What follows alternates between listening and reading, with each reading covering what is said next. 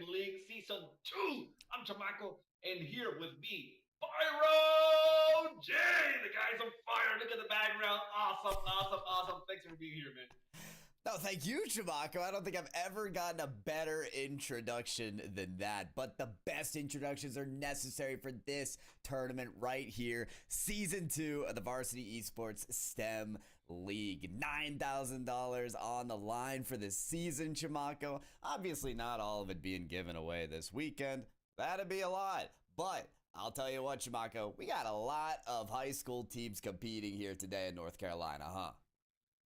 They told me about 25 groups of 4. Whew. If I did my STEM fine, that should be 25 times 4. Then I think 100. That's a lot. That's a lot of schools here. Well, schools not teams, because some schools have more than one team, which I mean that speaks volumes huge about Rocket League, being able to find more than one team per school. So that's great. And yeah, I mean, 100 teams that people participating here. Esports in schools. I mean, what a day to be alive. I wish I had that opportunity when I was in school. I'm thinking the same thing, Chamaco. We're already on the same wavelength. I'm like, even if I was on the B team, I'd be happy competing, playing under my school's banner. And to know as well, for all these teams to know that there's like 90 plus other teams as well, just as fired up, just as happy to compete here, is so cool. So cool. So these players, they get the chance to compete here, guys. We've got this crazy format of all those groups that we discussed. We're going to be bouncing from group to group. We're going to be bouncing from game to game. The idea is getting all these players on the screen, as many, Chamaco, basically, as we can. And if we want, Chamaco, we can start to talk about these groups as well. Yeah, definitely. We have groups here. You see 4 teams. They're going to go at each other. There's going to be like a round robin style thing that they have to play against each one and then get the best of record possible. 3 of them will move forward. 1 of them will have to say goodbye. But we're going to start things with Group K. We're going to start with Garinger A against Mallard Creek A. That's going to be our first matchup of the day. But at the same time, we're going to have teams from Group H as well. We're going to be playing here starting at 6 p.m. as well.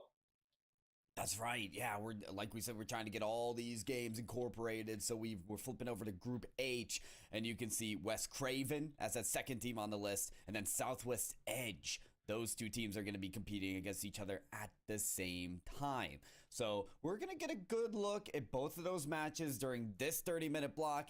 And then keep your head on a swivel. Keep it looking everywhere, because we got another 30-minute block after that with more teams and more groups and more games. Chamaco, I hope the people watching like Rocket League, because they're going to get plenty of it.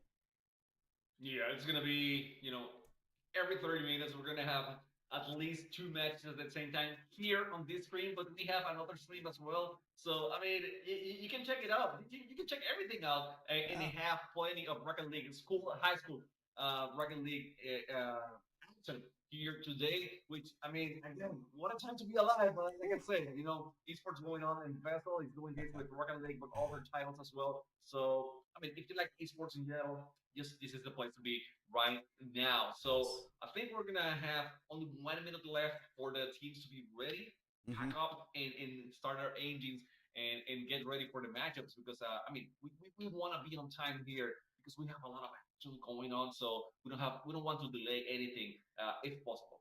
We do, yeah. And remember, folks, for the format here, remember 4 teams per group. This first matchup we're going to be jumping into, it's just a best of 3. So we're going to dive in and we're going to dive out. First team to 2 wins is already going to be taking that win. And realistically, with this group format, with 3 teams moving on and only 1 going away, if you get a win under your belt, you're already looking pretty solid to make it out of that group alive. Obviously, still got to sustain yourself, but if you're one of those teams that comes into your first match and loses that match, it's okay. You're going to do great. Of course, though, our first match that we discussed, that we're talking about, that we're going to get into here is Garinger's A team and Mallard Creek's A team. 2 squads. We're excited to watch. Chamaco, I know you were looking at last season for that Garinger squad, and they were looking good. They were looking really good. We have here the big guy. I think it is no. Akko. He's the biggest, the best player. I mean, I think he's right? That he was the G2-1 last season, maybe now with G2 or something later. I mean, who knows? But he is Wonder. He's the one to score first. I mean, forget about Garinger A. He's Wonder. I'm sorry, going at it. Forget about Akko, I should say, not Garinger. Forget about Ian, the Diamond 3 last season, maybe. Whatever it is, he got the first goal. These days, Tomaco, you can be Diamond 3 one year, you can be SSL the next. With all the tutorials and training that is out there today, these players are advancing their skills rapidly. It's really cool to watch. And speaking of rapidly, I mean, already we've been down the length of the pitch here many times, and we're not even through the first minute. Yes, Garinger A popping off as we get into this match, but this ball could go in either net at any time the way this game looks.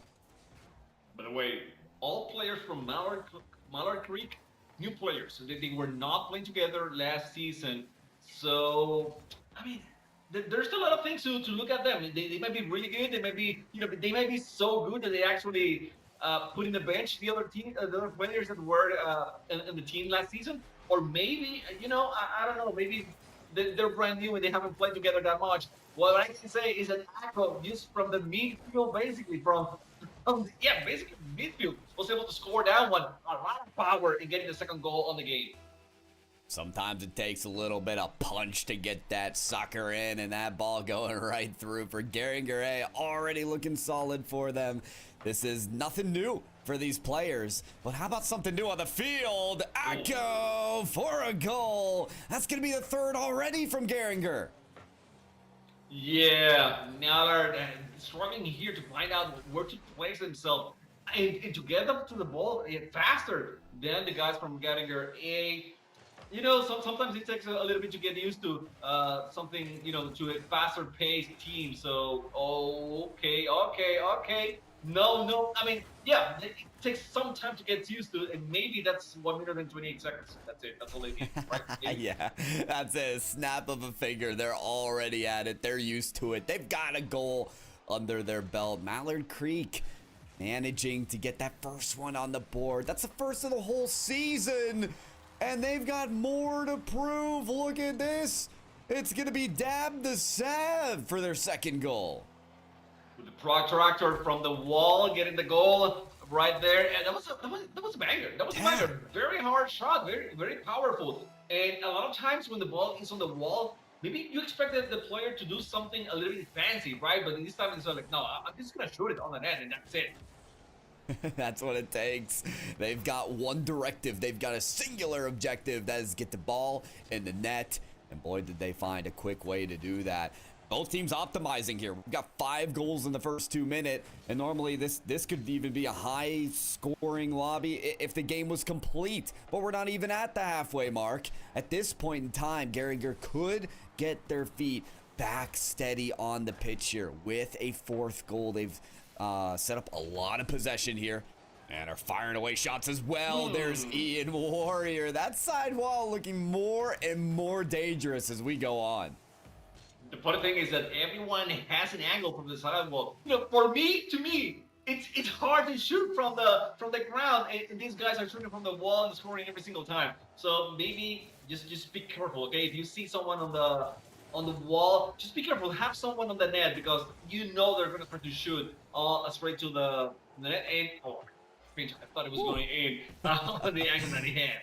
That was ridiculous. We thought we saw power earlier, then we saw that beeline across the field. Definitely thought that had a chance of going in as well. Garinger, back pass off the backboard. Shot goes to the corner, and it's going to be just a miss. Ian Warrior this time around with the pass off the corner, but it looks like Garinger A, their offensive rotation is very deep, right? You see players going all the way back to the half-court line, maybe even back to their own net for extra boost. They know that they've got that 2-goal lead, and they could hold on to it as the game goes on.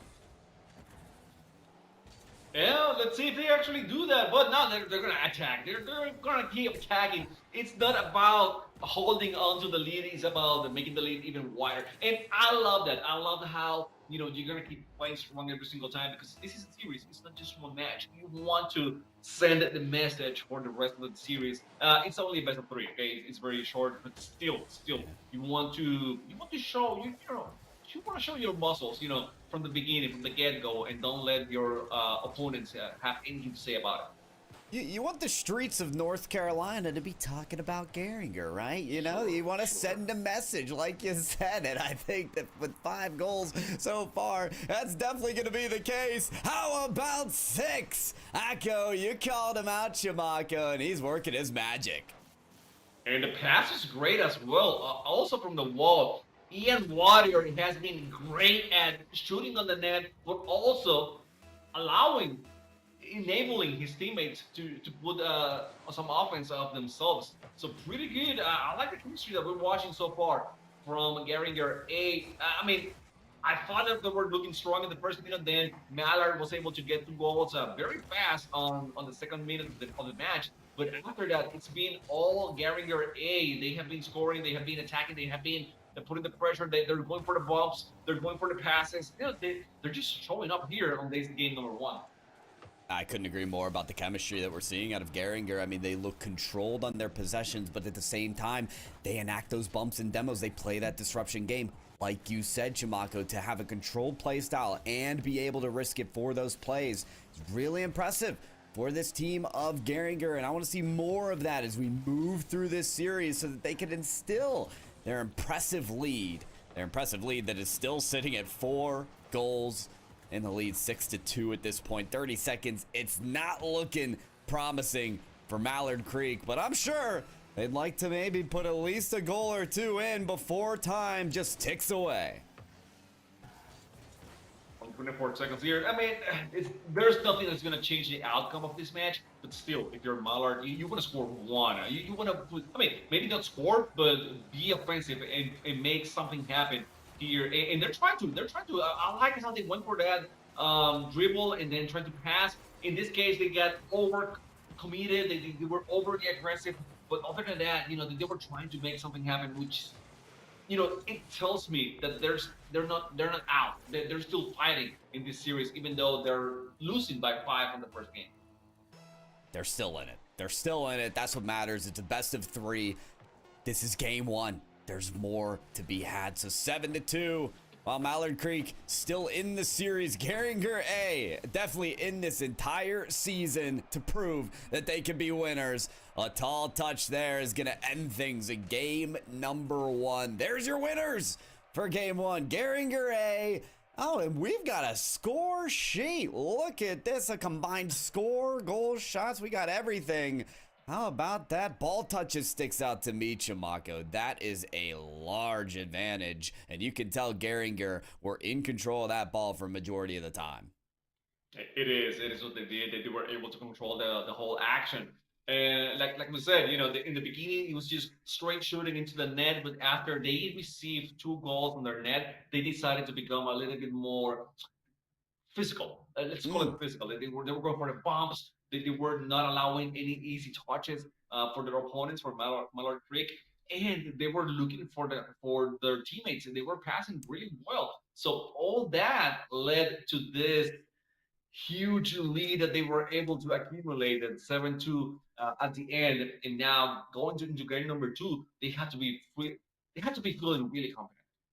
The confidence, they feel good with that going into game 2. And I think they feel that confidence throughout this whole day and tomorrow of all the games that they're going to be playing throughout this season is the fact that if you have that confidence under your belt after match number 1, after game number 1, imagine how that's going to carry through for this team moving forward. Of course, still, there is the point that Mallard Creek have a chance to take away that confidence. That was game number 1. They still got 2 goals. If they tighten up on that defense, if that goal line defense starts to come through, if they start putting away some of these hard shots that Garinger are putting forward, maybe we'll get more of a tug of rope here and a barn burner, if you will. So we Pyro, still... I'm going to need you. Yeah. Please continue. Yeah. Yeah. So we still, with game 2, I think even still, it's going to be that first goal that's important. If Mallard Creek, Chamac, if they would have come back, it might be that first goal that could be that tone setter.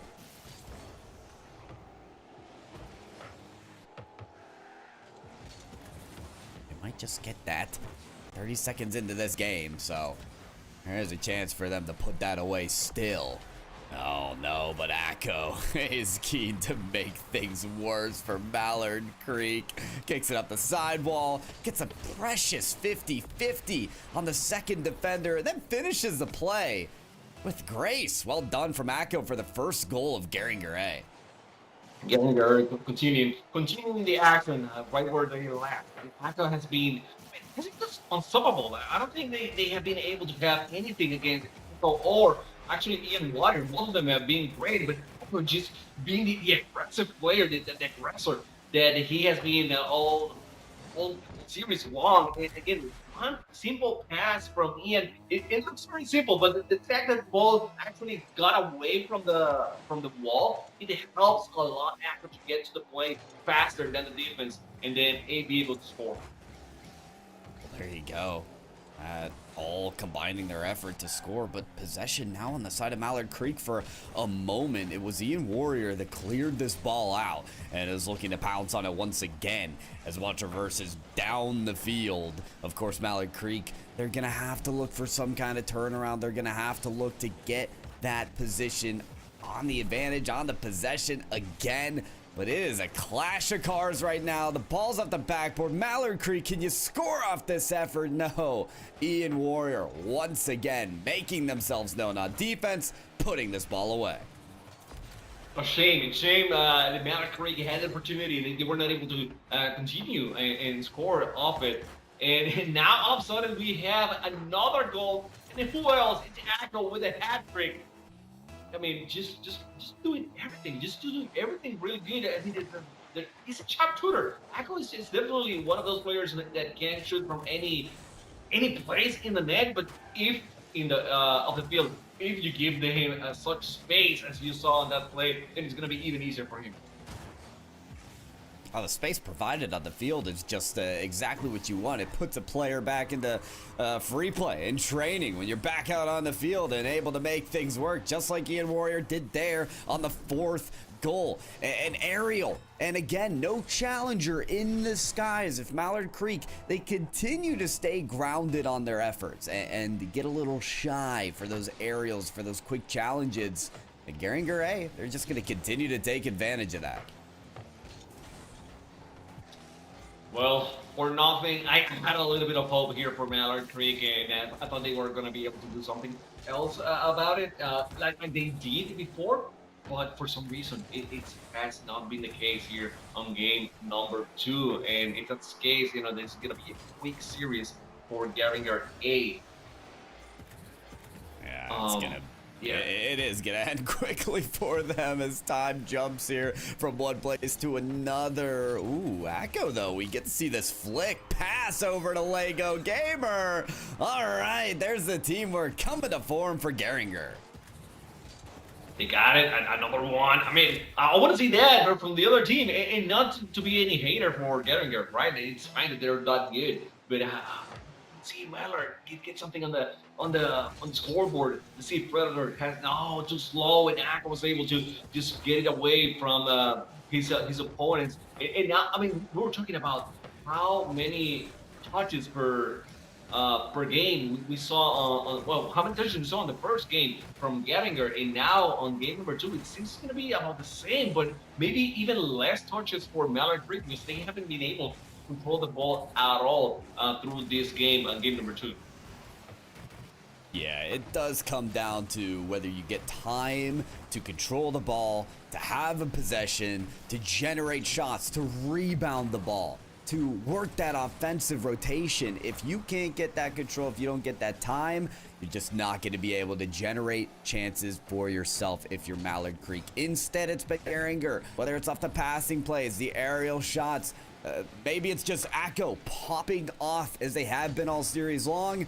You're going to generate chances with that ability as well. And we know as well from VESL that a lot of these teams, they're receiving coaching as well. So there are things to improve upon, and it definitely feels for Mallard Creek that there's just going to be more and more as the goals continue to follow. Garinger now with a 6th goal. It's getting crazy. How many goals has Echo has from this out of the 6 ones? Is it all 6 of them, or well, not anymore? I mean, at least the Lego Gamer has one here. So yeah, that's fine. That's fine. I'm not mad. I was just asking if he had the double hat trick. It's so many goals that I can't even keep up with at this point, Chimaka. That's the best answer I can give you. They're firing in like meteors at this point. And, you know, for Mallard Creek, all you can do at this point is dust off the pants, right? And get back up and try again. This is the group stages we've been talking about, right, Chimako? So this is a loss here, but they're not down. They're not out yet. Well, they're not out. Like you said, I mean, even with one win, you basically make sure that you go through the next round. Since we have 3 teams from each group moving forward, but still, you know, the way they're losing here right now, it doesn't look very good, very promising for them in the future. Not right now. Not in the group stage. I'm not talking about group stage. I'm talking in the future. They're gonna have to take this one, you know, study and. You know, I mean, instead about studying, it's also about looking at the difference in skills, you know, from the teams. So, this is one where you have a what was a wake-up call, maybe, you know, and see the difference. See a little bit of difference. It's like me playing against you, you know. I'm not gonna go anywhere. You know, it's like, no, it's not gonna happen. You know, I should not be playing against Pyro anymore. You know, something like that. Yeah, I don't want you to stomp me in Rocket League either, Chimaka. No, that's not gonna happen. That's not gonna happen. I have seen you. You know, it's like, no, I'm not going there. I think exactly what you're saying is right. Is the fact that it's a bit of a wake up call. It's saying, hey team, we got a few more things to work on, and that's all right. Sometimes you need a game like this to teach you exactly that. But hey, for Garinger, we can say this at least they're off to the best start they could ask for. This best of 3 is over, and with the first game here in the Varsity Esports STEM League Season 2 of the group stage, they are gonna get their very first win.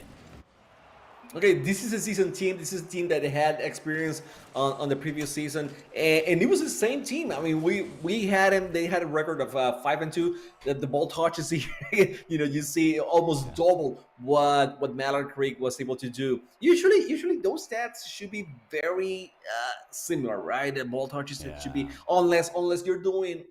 It's like maybe if you're doing air ball carries and dribbles all the time, that you hit the ball like 7 times on the air before shooting. Maybe you inflate those numbers a little bit, but in this case, it was all about control. So yes, I was saying Garinger the same.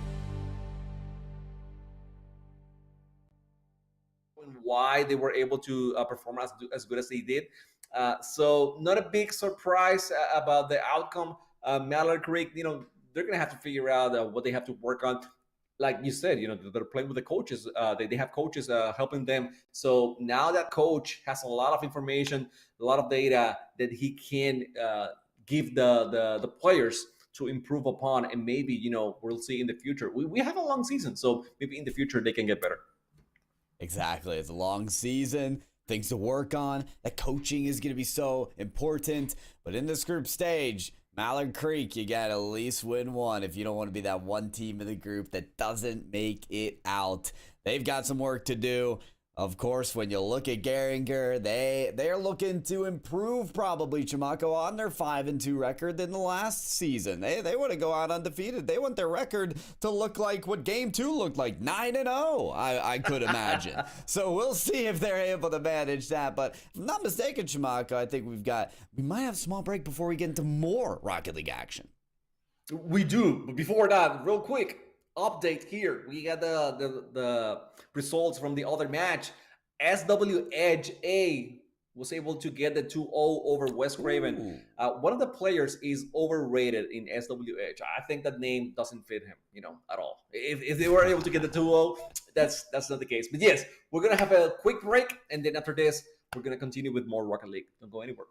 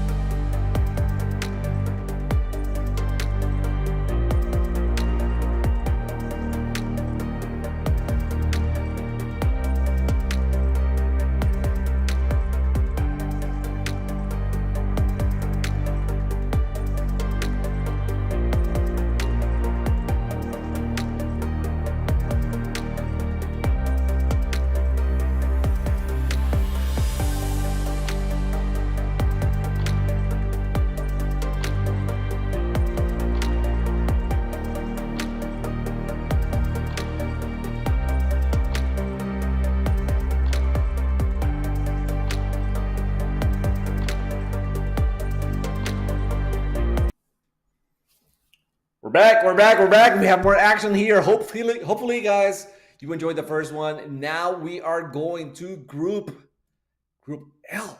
Group L right now with Garinger B and Butler. Both of these teams, they're going to be facing off to against each other for the first time. This is going to be their first match of the day. So hopefully not too cold. Those first matches, they can be a little bit daring, especially if you're on stream for the first time. You're not used to it, Pyro. Yeah. It could be a little bit nerve-wracking. Definitely, yeah, because you're competing in this league in the season of VESL, and you're telling your friends, you're telling your fam, hey, why don't you tune in? Because I'm gonna be on screen and I'm gonna be competing. I might be on the B team. Shout out my Garinger B team squad. I was on my B team for basketball, so I get it. But you still want to tell your family, your friends about it. You still want people to watch, and you're right, Chamaco. Some of those nerves, some of those jitters might kick in knowing you're being watched. But what we do know about this Garinger B team, who is headed up against Butler, is they came close to land last season. So they're working to get to that position again here, Chamaco. But obviously for their first match, they want to break out big, almost as big, I would imagine, as their A team did. Well, the A team did great. If they are playing together, if they're screaming, this could be great for Garinger B. They have one player here. I don't know if we're missing an L, or maybe he just doesn't believe in L's. It's all about the W's. It's about winning. But Legendary Pro S21. I love that name because you're taking the L away. I don't know. We shall see. We shall see on the. Once we are on the field, but we got him, fearless player, and Brex Z for Garinger B. For Butler, we got Hinch Miner, Cami RL, and Mupkipo. Mupkipo. How? Yeah, Mupkipo. That sounds about right to me, or as right as it could be. With these player names are pretty great. Hinged Miner and Cammy. I mean, listen, they're ready to go. These players. We don't know the origins of some of these names, right? But they are prepared to play on the battle car stage. That's what we know. And I think we're close to actually getting this match underway. So don't forget, folks, this is the best of 3 matches here. First team to 2 wins is going to get the victory in this matchup. We're all set to go with Butler and Garinger on the field. Why do we have Akko again here? What's going on? What's going on? Why is Akko playing every single Garinger team? Is this supposed to happen? I need a timeout. I need a referee here. What's happening? What's happening? Oh, and he's scoring. He's double dipping. What is going on? Akko with the hit off the backboard, the smash through to the back of the net. And I'm asking the same questions, Chamaco, because when you see this player out on the field, you know they're going to do well. I don't think this is okay. I don't know how a player can be in 2 teams at the same time. I mean, at least they got Jesus and Legendary Pro and Legendary. Okay, it's not Legendary. It's a Legendary for real. Okay, so that's fine. But Akko here, I mean, is he gonna be playing as well as he did before? It seems like it. So hopefully, you know what? Hopefully, it's just a person that wants to imitate him, so much, and he has so much respect that they want them to be the same, to be as good as Akko on the A team. I think once upon a time I named myself Messi in Rocket League. So, sometimes it happens. Sometimes you're trying to be as good as your idols. Maybe that's the case here for the Akko on the stage right now, but of course, we haven't spoken much about Butler, and we're trying to see what kind of skills they're bringing to the table. That was Cammy. We got the aerial going, but just couldn't lay it on. Uh-oh, Hinged with some trouble with the lead blocker. And, yeah, that's going to be the shot taker to just send it right in. That's going to be Jesus. Okay, I mean, Jesus, if you want it, that's fine. But Jesus with a shot on the net. Hey, I mean, we get a lot of Hispanics here in North Carolina. Okay, it could very easily be a Jesus. Who knows? Okay, who knows? I'm down. Yeah. Jesus there with the second goal, and Garinger B. I mean, off to their good. Hey, I'm with you. I'm with you, Chamaco. They're off to a good start, just as good as their A team was. 2-0 so far. That's really good for Garinger B. Moving forward, and I mean, it's trying to do the same thing as Garinger A. Okay, they're trying to control the ball as much as they can. Make as many touches as possible. In the end, touch and shoot towards the net, or shoot towards passing towards a teammate. Both help in this case. It was straight into the net against every single defender possible, and Echo getting the third goal. Yeah, I saw the infield pass there happen, and Echo was ready in shot-taking position, and at that point, you're like, oh yeah, it's going in. Garinger B, they're going to find a way, certainly, to get that third goal in, and, this is becoming less the VESL stream and more the Garinger watch party as they fire in a fourth shot. It's Echo yet again. Are we gonna be Garinger's official broadcasters? Maybe. Maybe we're just Echo fanboys at this point. That's what it's looking like. Maybe. Okay. I mean, at this point, I'm crossing my fingers so we see Echo again on the next on the third match of the day. Hey, there is a Garinger C team, so it's actually possible. Who knows what we'll see here in the VESL stream, but at this point, what we know is that Butler, they're moving, they're grooving, they're working for that first goal. They are having to defend a whole lot too, though, and what's important to note, Chamaco, is that they need those ball touches that you mentioned. They need that possession so badly. Man, are they gonna get it? Are they? I mean, have you seen what Garinger is doing? Have you? It's Garinger's show today. Okay, they're gonna be doing everything fine. So it's gonna happen at some point. But Butler, I mean, they're trying. They're definitely trying to be as fast on the ball as they can. But for some reason, it's not working out. Garinger just too fast, just too much control, and they're just dominating every single facet of the game so far. So, I mean, I'm not gonna say I'm sad for Butler. That's not the case. I think there's, you learn from every single experience in your life, and this is one of those. They knew that they were going against maybe a tougher competition at some point, but Garinger is here just slaying everyone, and I mean, they're not having any compassion at all. Yeah. No compassion needed here on the Battle Car Stadium, where demolitions reign supreme, and you want to turn your cars on the other field to smithereens. That's just how it goes here. Compassion, you leave it at the door. Echo, right on the doorstep of the goal line for Butler, sends in a 6. Do we have a prize for top scorer or something like that? Because these guys are seemingly going for it. It's score every single time, as much as they can. At some point, I guess I will start playing easy just to let the clock run down. But Echo, none of it, okay? None of it. It's like I'm going to have as many highlights as I can. I'm going to be on the stream just clipping everything I can, and I'm going to do my montage. It's going to be amazing, They can't say I'm doing this against bots or against, whatever it was. We had the dilemma, the problem. Yeah. Yeah. We're not going to mention all that. But, they can't say it. It's a legit competition. So, it's real. And you know what, Echo? I get it. It's fine. You can do it. Yeah, we're giving him the okay, the pass to perform as he is. And honestly, that air dribble that we saw for the 7th goal and the double tap off the crossbar, that was impressive. That was interesting to watch. And he's going to sky up for this shot as well. Garinger looking for their 8th goal at this point in time. And if Echo's behind the ball, it's going to be a good look. Garinger A, they scored 9 goals in the last game. You wonder if Garinger B is going to get ahead of that mark, but as you can see on the clock, time is wearing thin for them to manage to do just that. Okay, we're going to have a different roster for Garinger B on the next one. It seems like the third actually didn't show up, so that they're going to be 2v3. I don't know what we're going to do about the outcome of this match, but regardless, So we're gonna have Garinger B winning this one.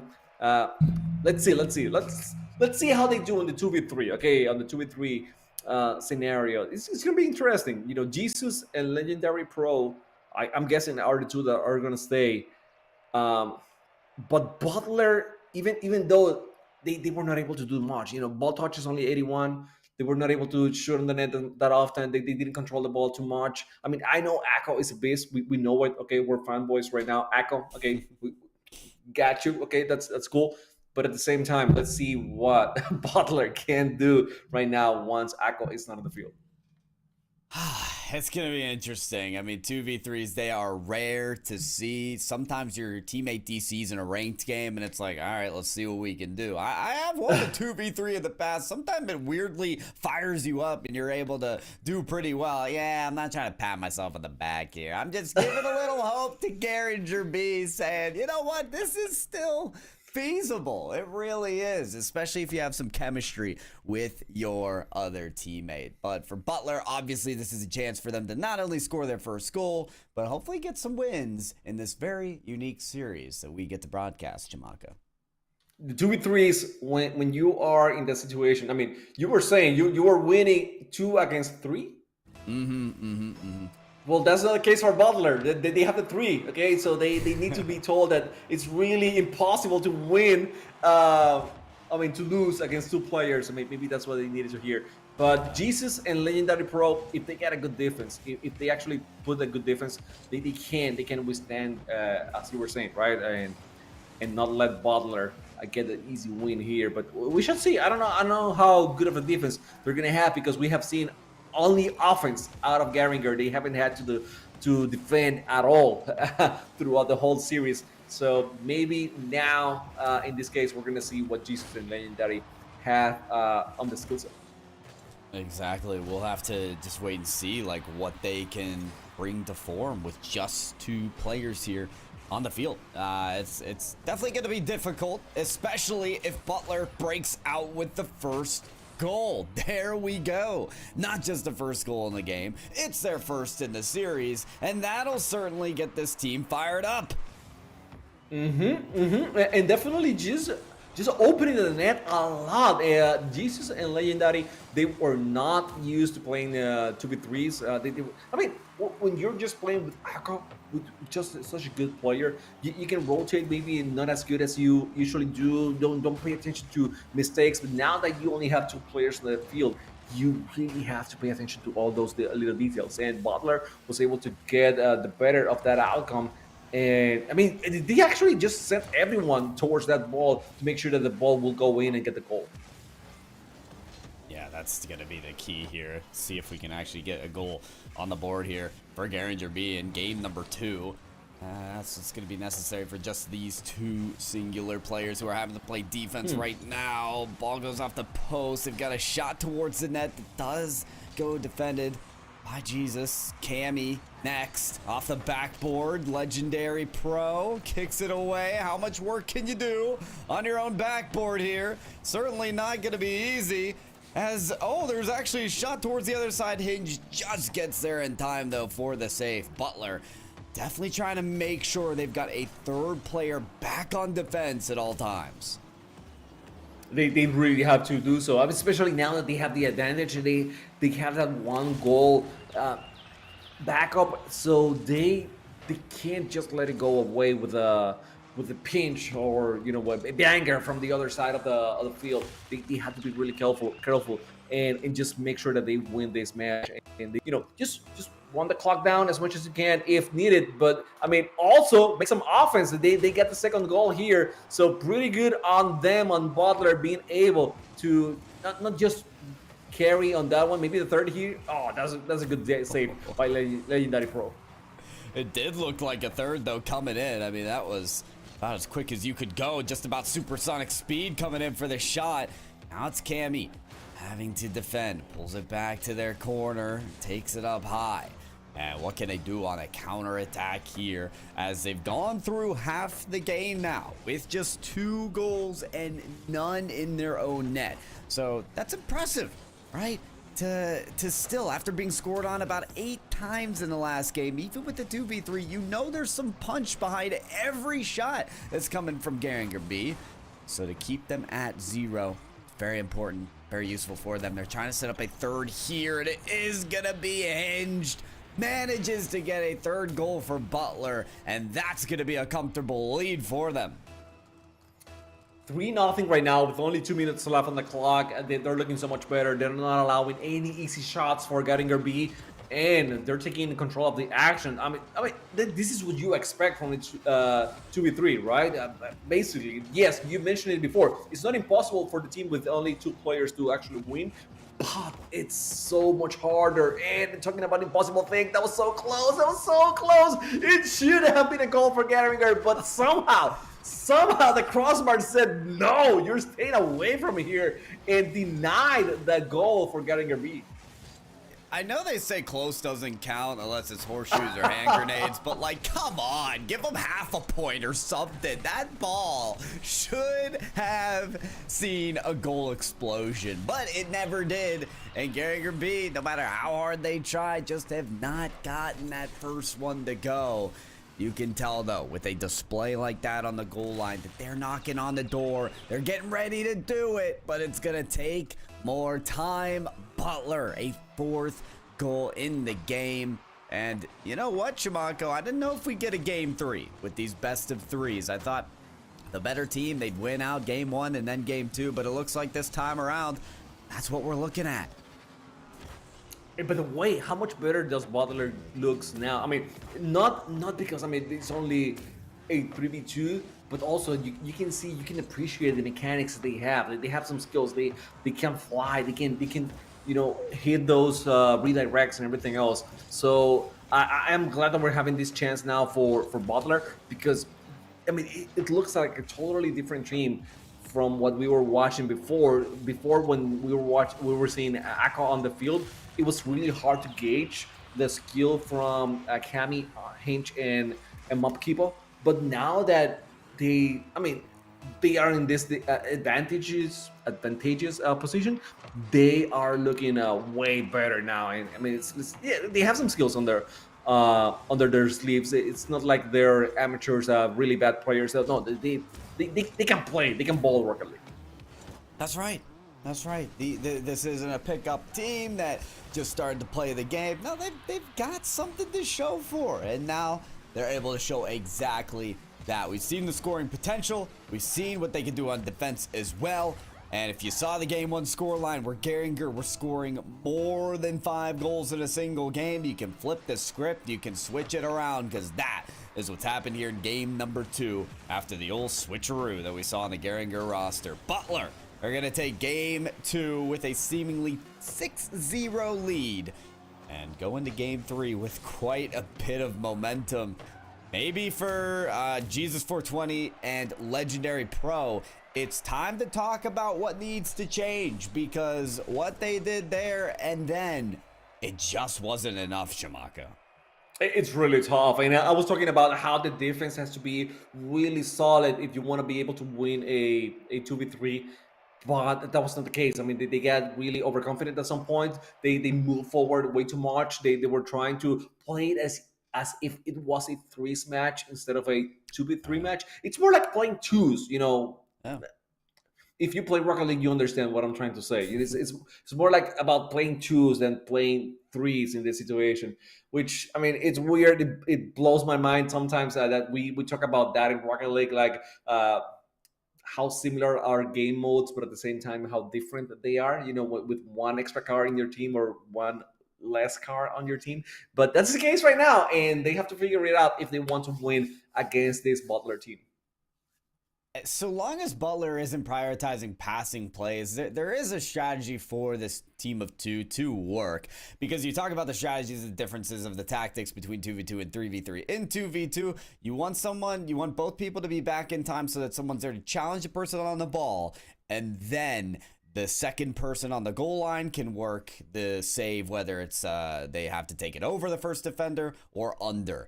And so if those two can position appropriately on defense in that manner, I think they'll be able to keep that scoreline less than 6, like what we saw in game 1. But it's clear that defense isn't the only thing that needs to change. Garinger B, though they had one ball go right on the goal line, they didn't get a single goal to fall. So that change needs to be necessary as we get right underway with game number 3. And Butler, they keep things right on rolling with a goal.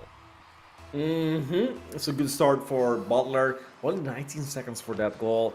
And that's not a good sign for Garinger B. Garinger B, I mean, yes, they're losing one player, but at the same time, you know, they're not looking as strong as Garinger B, Garinger A, I should say. Maybe another goal here, maybe? Okay, good save by Legendary Pro. I don't know. I mean, like I said before, I don't know how much these A and B teams scream with each other, but I think it will be a waste of time, you know, having two teams and then having them scream. Maybe Garinger B, you know, I don't know how much they do, but if they don't, I really hope after this that they start screaming with the A squad of the school. Yeah, because I mean we've seen this even at the world stage, right? When the professional scene of Rocket League gets all the teams together in one city around the world, and some of the regions that don't get the highest level of competition in their scrims get the chance to scrim those teams, the best of the best in the world. Their talent just gets better and better. You improve over time. So getting the B and the A teams to scrim is definitely going to help develop talent from the ground up. Start to make them work at a quicker pace on the field. Start for them to have to defend tougher shots so that they're not as scared to go for big aerial plays. So many ways that can translate to better skills on the pitch. Right now, we've seen those better skills from Butler, right? In this game, second goal for them already underway as they search for their third. As they get it. How about that? Okay, speaking into existence, it'll come. Third goal, Mupkipo is really the player that's kicking up here in game 3. Good for him, Mupkipo. You know, he didn't look as strong. I mean, as dominant maybe on game number 2, but here showing that he also is part of the team. He's involved in the plays. Cammy just waiting a lot for that to get to that ball, and yeah, it was like asking for the challenge, but the challenge was won by Garinger B. Those are the things that sometimes you think that you are good by waiting a little bit. You know, like many low level teams, players will go extremely fast at the ball, and then once you start getting better at the game, you decide, okay, let me wait a little bit more, let's see what things happens, and then you're in that position where maybe you're waiting way too much. I think that was happening on that situation, and just by talking like that, I missed a goal from Garinger B. I'm sorry, guys. It's tough to catch him right now, but Garinger B, yeah, they do get one. I do understand what you're saying, though. It's like the pace of play, it just gets to kick up as time goes on and you play against those guys. And so, listen, Garinger B, at this point, it looks like their pace of play is starting to work with Butler. They've got a goal for themselves. And if they can get a couple more, maybe they actually have a chance of coming out alive. I don't know the situation exactly as well, Shamaka, with their third player and whether they, you know, overslept and they'll be able to join the team later. But this 2v3, if it's not working here against Butler, it may not suit them for the rest of this group stage as well. These are school students, right? So they, maybe one of them just finish school and go straight to bed and then forgets about everything else. That will be hilarious if that happens, you know, and that's the reason why he actually didn't miss the match here today.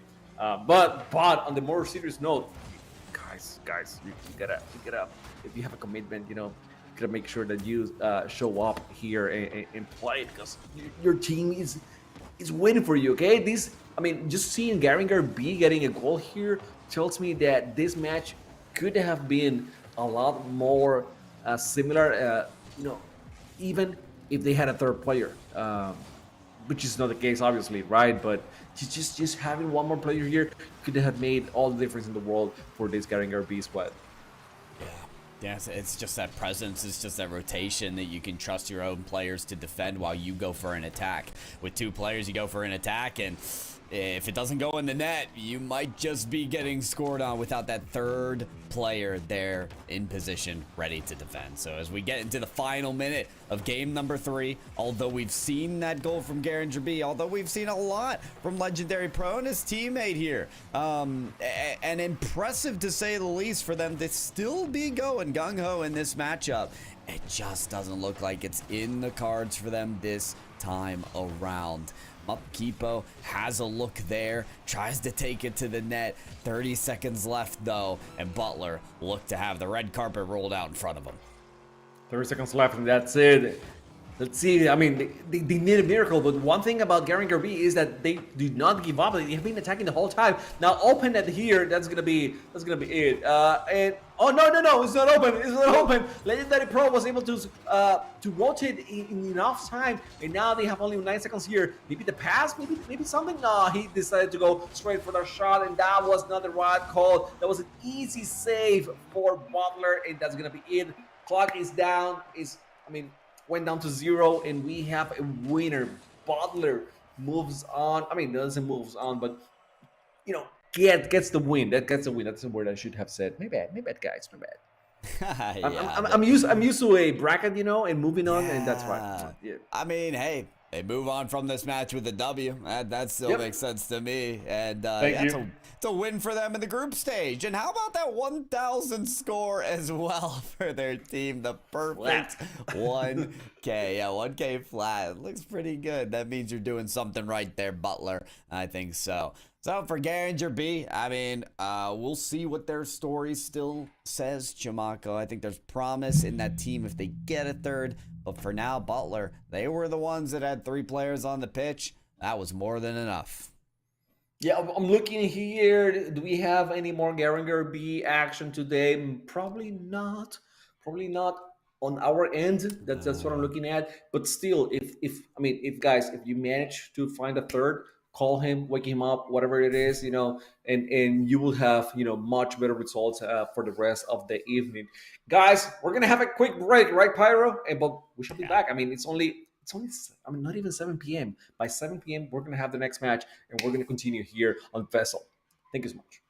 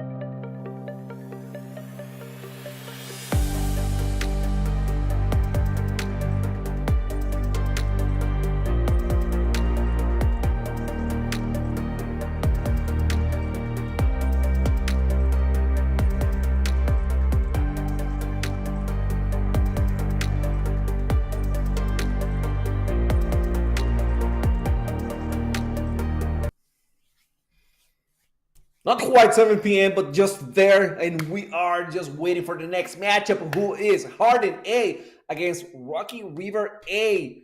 They are both from Group J, and look at that. Rocky River winning their first match. Harden with not such good luck. But Rocky River here in Harden, they actually met last season. I'm not quite sure which one had the win. I'm guessing Rocky River by the results here. But yeah, these two teams, they know each other, so it should be good. I mean, whenever you have some data on your opponent, you can do it so much better. Let's hope that's the case here between Rocky River and Hardy. Yeah, and listen, I feel like with nearly 100 Rocket League teams here competing in this VESL tournament, Season 2 here, it's tough. It's tough. You're not going to know every team. There's just no way. But if they've been in a previous league, as you have been, then there's a good chance you might have played them. So this should be an exciting matchup for these two teams. Of course, that is based on how their recent performance went, who won in that match. But maybe for Harding, as they got off to a rough start in group stage, 0-1 so far in groups. Maybe this is a chance not only for redemption in the event, Chimako, but also could be redemption just against the Rocky River squad too. Well, we shall see that. Let's go with the names real quick here for the players on the teams. In Harding, we got Mr. SLS. Okay, right. That shall be your name for today. Don't get too fancy with the names. That's what happens. We have Kaito Kenshin and Logic, and for Rocky River, we get Victor. We got IT Faye and Cass. If they remain with those same names on the field, shall remain to be seen, but that's what they gave us beforehand. So we got the players ready. Let's see now. No more introductions. We're not gonna be making a hype. What's the word I'm looking for? I forgot my words. I forgot my English, but it's gonna be for real now. Okay, it's not gonna be us thinking out loud. It's gonna be okay. Whatever happens in the field, it happens and for real. So let's see. Rocky River against Harding A. Harding on the blue team and Rocky River on the orange. I'm ready for it. Exactly what you said. Just get right into the action, of course. How about this for a surprise? It is another 2v3. Rocky River only fielding 2 players at the moment, and maybe 2 is all they need. It's Victor for the first goal. It's a great aerial shot to the opposite side. Great shot. I mean, those are hard to overcome, to defend. Once you are on the far post, you are kind of on a weird spot to defend on the back post, right? And Victor just decided to go back post, a very well placement over the defender, and it didn't have that much power, but just looking at the trajectory, it was a great shot. So Rocky River. And actually, Rocky River with 2, not with 1, with 2. That was a great pass from Victor. Actually, I thought Victor was going to do the whole thing by himself, and he decided, no, Cass has a better shot. I'm just going for the boost. Great decision making for both of them, and now Rocky River with a 2-0 lead. And so that decision making coming into the form of a team play, right? You can imagine how important team plays are gonna be if you're only fielding 2 players. Rocky River again managed to get this goal, the 3rd one there, this time off of more of a solo play. But if there is teamwork between these 2 squad members of Kaz and Victor, they can really do this. They can really pull off the 2v3. Man, and if we're watching this from those 2 when that's it, imagine what they can do with a full squad, right? This is the great thing about having rules that allow for the 2v3s, because sometimes, I mean, if you were to give Cass and Victor the loss, the L, just for not having a 3rd, but I mean, whatever happens to a 3rd, we don't know. What's the reason for nothing here?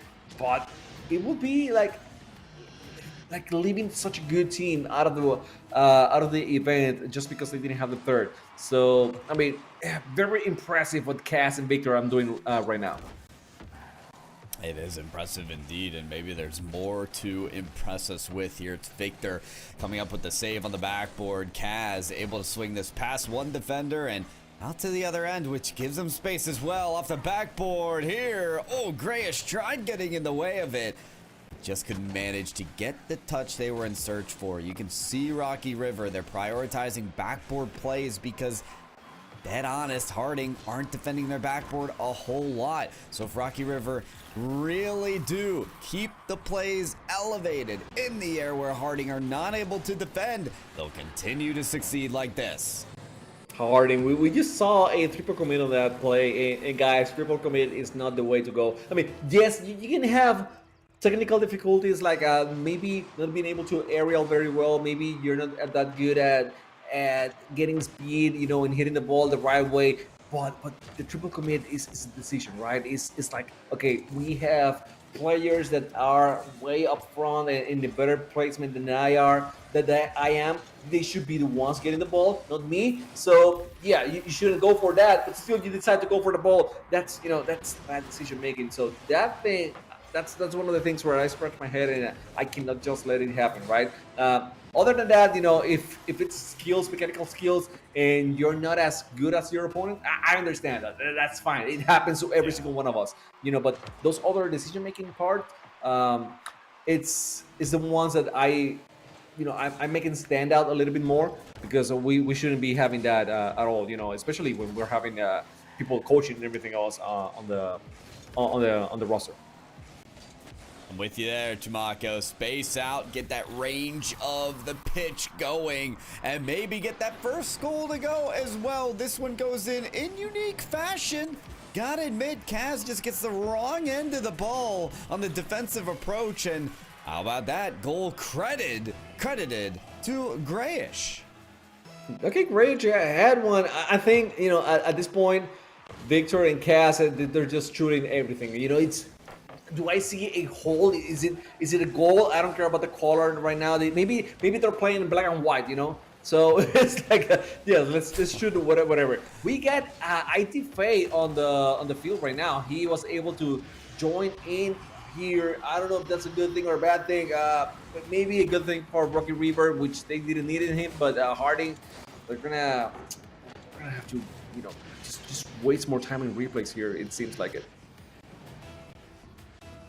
Looks like that. I mean, this is really that phrase of gone bad to worse, right? Things are already not looking good for Harding, and now Rocky River have 3 stationed on the field. It's not a good sign here. Adam's still trying to make things all right for them. Grayish goes in for the shot, but it just doesn't work out for them that time around. There's efforts, there's attempts, no doubt about that here from Harding. But they're not able to make things work. Not quite yet here against Rocky River in this group of J match that we're watching here. Hold on, ID Faye. Uh-oh, Kaz is there as well. Yep, that's an 8th goal as they move their way on closer to double digits. ID Faye with a nasty fake, you know, because Adam was focused on ID Faye 100%. He wasn't going for the ball. He was going for Ardrey Faye and tried to make sure that he wouldn't score. But they were not ready for what would happen afterwards. So 8 goals so far. I mean, did we see a 9 goals at some point today? I think we did, right? Yeah. Maybe. Yes. Okay. So we're gonna see 9 again. You know, it's just the second time of the day. Let's go. Do we want to see a third one eventually? Maybe. I'm not sure about that, but two seem like enough.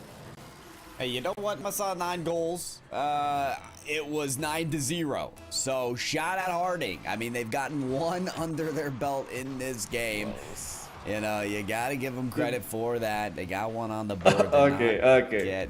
I'm gonna give them credit for that one. I'm not sure I want to, but I'm going to. Okay, that's fine. Okay. Hey, we all appreciate that, Chimako. We do. And you got Adam here, who's wearing the crown. You know, they're trying to sport their royalty, their kingliness here on the field, and even with a touch as well. But hey, it was good stuff from Harding and Rocky River in that group of J. But we're going to move things over from J to K. We've got Garinger A right back on the field playing Hoff. We're jumping right into that game 1, keeping things moving, Chimaka. I know it. I know it. It was impossible for us to get away from Akko. It was not going to happen, okay? We knew it. We knew it from the start. It was going to happen at some point. They tried to deceive us. They said casters, we're going to switch it up here a little bit. And, you know, we were not fighting over it, but we let them know that we were disappointed. Yes. And, you know, they realized that they were in the wrong, and now we got Garinger A here, as they should have done from the beginning. That's fine. Right, yeah, you know.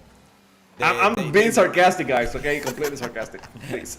I was gonna say they were asking for forgiveness instead of permission here, you know, to not show Akko on the field. But I guess we'll have to forgive them in this scenario. No, but of course we're messing, and we're glad to see Garinger A back on the stage. It was a dominant performance from them last time, Jamako, but we're a minute into this game and no scoring from them just yet. Yeah, Jack, Dallin, and Dave doing enough so far to withstand the attacks, and there have been so many attacks from Garinger A so far. Hoff just having a good defense, not a good offense though. They have not been able to convert the defense into offense, but defense so far very good. Just not allowing anything to get dangerously close to the net, and we're showing some good speed. Maybe not good hitting, shooting, but good speed so far from Hoff. Oh, how about that's bad from the midfield pass from Akko. We knew we'd see their name in headlights once again, but this time it's Lego Gamer. And you noted about that pass and how perfectly placed it was. Garinger, it's not just the individual talent from these players, it's certainly the way they link up. It's the sum of their parts that are proving through in this game one. Okay, we got the first one. Hoff still not been able to shoot on the net. I don't think they have. If they did, it was not a very dangerous shot on the net. Lego Gamer with the pass to Ian Water. Ian Water from the wall. We know they like to shoot from the wall. That was a great 50 to keep the ball right on the net. And now Akko is not gonna miss that one. He's gonna shoot on the net. That was completely empty. But look at that 50 from Ian Water. That's right. I mean, listen, when you look at the score sheets, you're going to see Akko scores a goal. Akko scores a goal. But you're not going to get the whole story, which is it's coming from the assists. It's coming from the dirty work on the ground from Lego Gamer and Ian Warrior in order to remove and just delete the Hoff players from the equation, stampede them on these 50-50s, and sort of pave the way for Garinger to succeed by Akko's shot taking. It was another great shot, very good positioning for, I think it was Lego Gamer in that situation, but still, great defense by Hoff. Hoff, again, they know how to place themselves on the net. They try to cover as much as they can, but when it comes to having control of the ball, they are not having any of that. You see how they went for the clear, just going for the ball as fast as they can. They're panicking a little bit, so they don't have a good control of the ball, and they're not having options to actually attack and make something happen against Garinger A. So that's the problem they're having right now. But I mean, let's see if on game number 2 they're able to. I mean, they still have a minute 50, so maybe they can make adjustments here on this game. But they do really need to stop panicking so much, stop hitting the ball so hard. And whenever you hit the ball that hard and it falls on your opponent's hands, that's a gift. You know, that's a present. You're giving the ball away. That's right, and we're not close enough to Christmas to where that's acceptable, in my opinion. So a steady hand indeed needed from Hoff B in order to make these plays work. I agree, plenty of time for that to happen. This is a loose ball, though. That is dangerous, and you can see how dangerous it gets when Lego Gamer picks up this nasty angle. Look at the turn of the Dominus here, just to get it over onto the post. Magnificently done. Excellent. That's how you know that guy is a great player. You know, the positioning, the skills. It seems like an easy shot, but once you try it, if you don't have the practice, it's gonna prove to be very difficult to master. So very nicely well done. Nicely well done. Huh. My English teacher will be so proud of me. Very nice, very well done.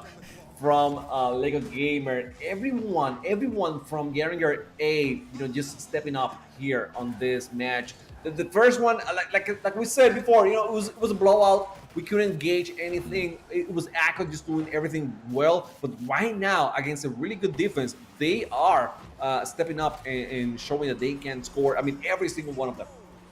Every single one. Listen, and every single chance that they take as well is just so impressive, right? Echo could risk it by trying to get the ball to the net on that first touch, but instead says, you know what?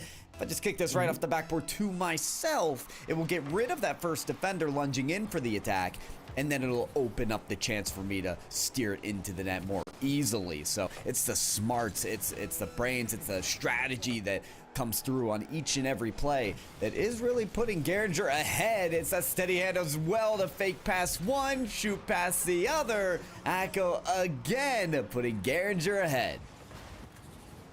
Great play, just recognizing that the net was gonna be open. He just decided to shoot straight on the net, and that was all they needed. Sometimes you get really fancy. You were talking about how good he was on the previous play, not going straight on the net. But there's times that yes, just go straight towards the net. So very well recognition on that play. And here Echo is gonna steal that one. I think that was in. I think he didn't need to.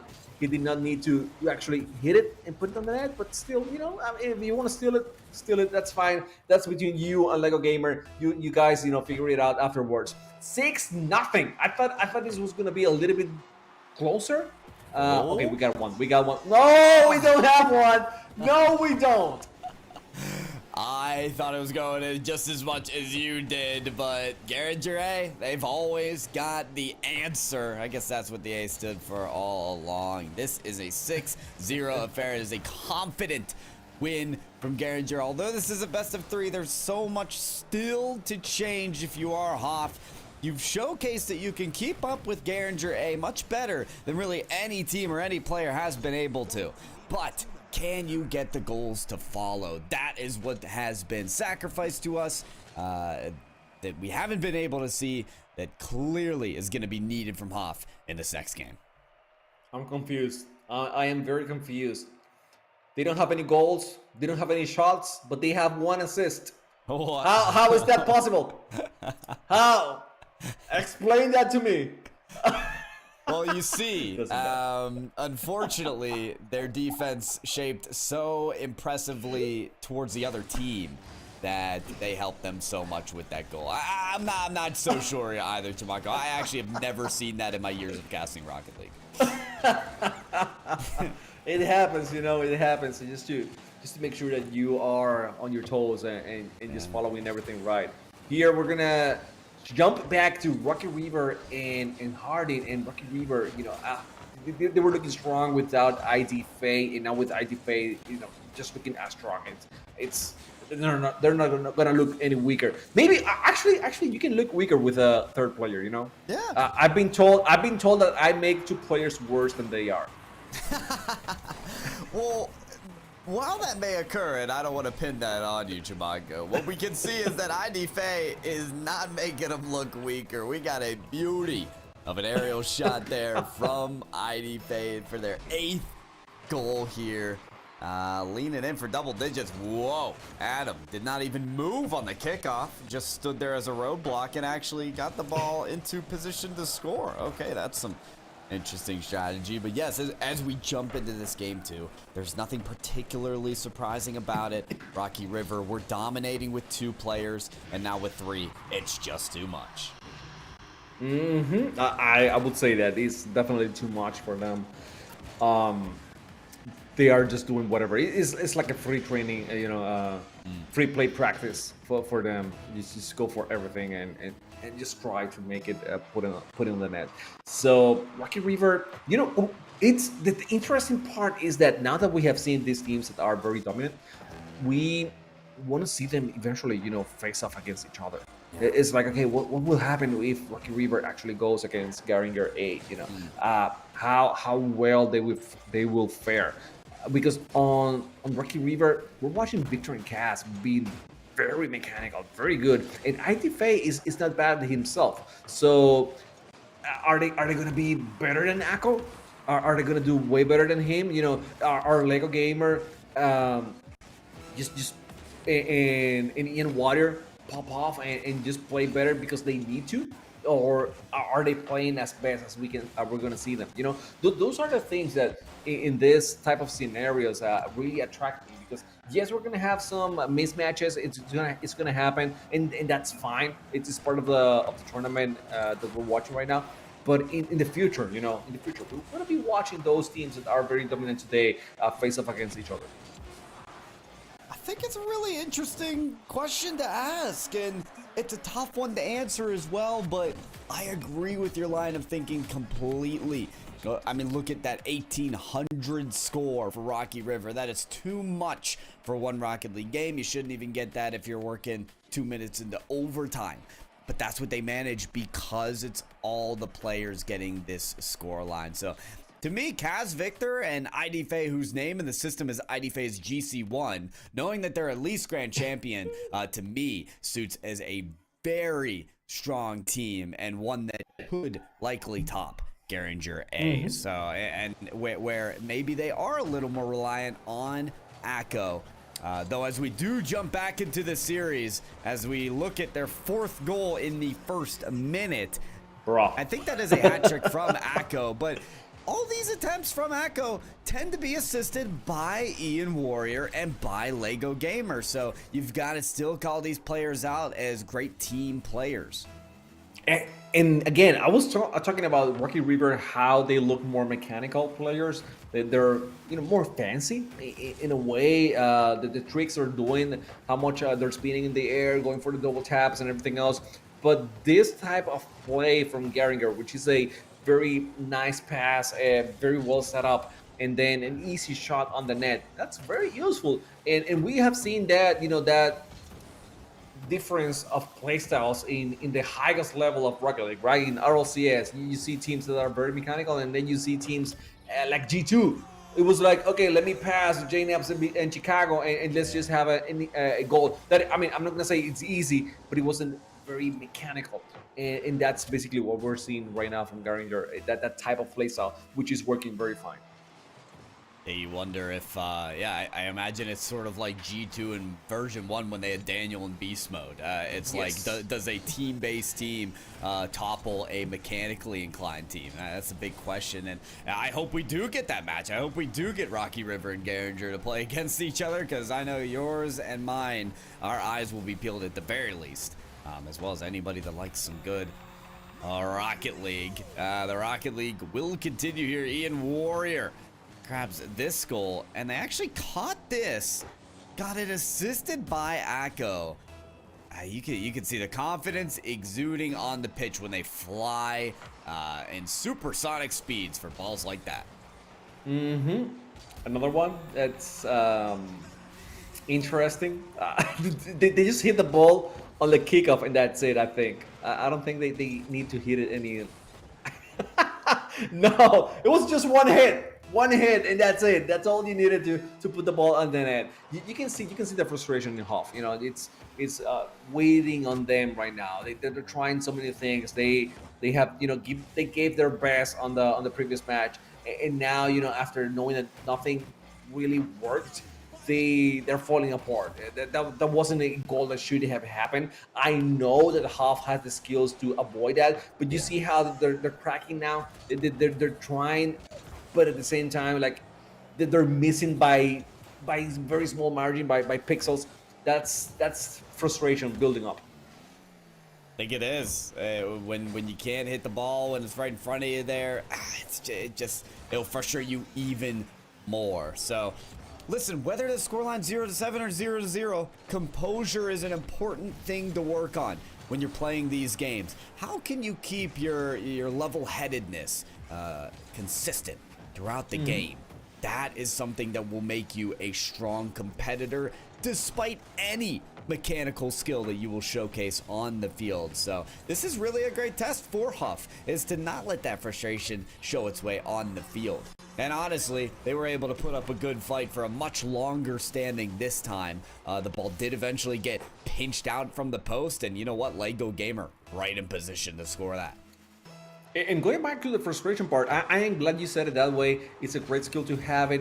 That's what I was going for. But not only for for a competition, not only for a tournament but for life. You know, it's a skill that you need at work or something.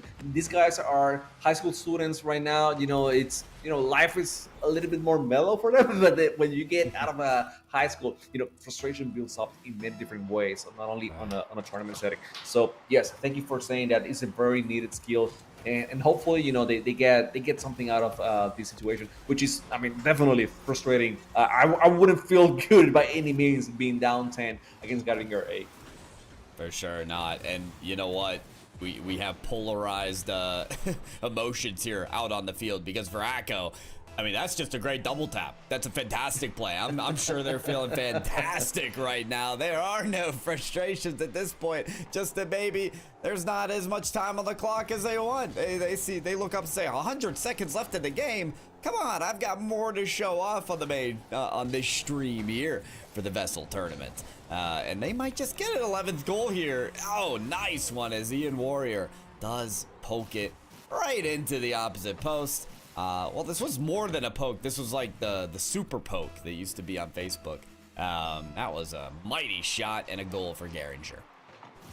11 goals so far. I mean, they're going for everything. I don't think we're going to have an intermission after this one, you know. I think we're going to keep showing replays over and over and over. It's going to take a lot of time. And we're going to move forward for the next match. That's it. I mean, if it keeps going this way, I think we're going to end up with 17 goals. Or we just won't see the next block of matches. This game right here will last all the way to the top of the hour, the way it's looking, and the way that Garinger is cooking. They're in the kitchen. They're eating up right now. Acko almost there for a 13th goal. I cannot believe my brain didn't even interpret that saying 13th goal, because that never happens in this esport. Acko kicking this one up high. Ian Warrior to the half-court line. Acko looking for the doink to the net, almost gets there, but Hoff, no matter what time is on the clock, they still are able to put up a solid defense. Valen this time trying to kick it away. Now it's Dave who's just gonna miss their mark on that play. We're finally under a minute though, Chimako, and not a lot of time to get that record-setting score for Garinger. Yeah, the game decided to not allow Acko score. You know, that's weird. It definitely got scared when you said that we're gonna be here forever. They were just playing in their head like the forever from SpongeBob. So I was like, nah, we're not gonna do that. We're not gonna allow Garinger to play here forever. So it is not gonna happen. Only 50 seconds left. 12-0 lead for Garinger. Are they gonna allow one more? Are they? Is it gonna happen? They're trying, but good defense by Dave. Okay, no 13th goal. It's not gonna happen today. Maybe it is. Okay, it's still too early to say. Okay, didn't happen. I cursed it. I said 17, and nothing else happened afterwards. That was good. Proper strategy. And hey, go out on a high note, Hoff B, because that was a solid defensive display there at the very end of the game. So we'll take that and they'll run with it, right? The group stage is still going to continue. They're 0-2 at this point, and that will put Garinger A, I believe, at 2-0 at this point. So they're looking solid at this point as we move on here, Chimako, on these group stages of the VESL Season 2. Okay, we got more action coming up, but let's take a quick break, and we shall see you for the 7:30 match.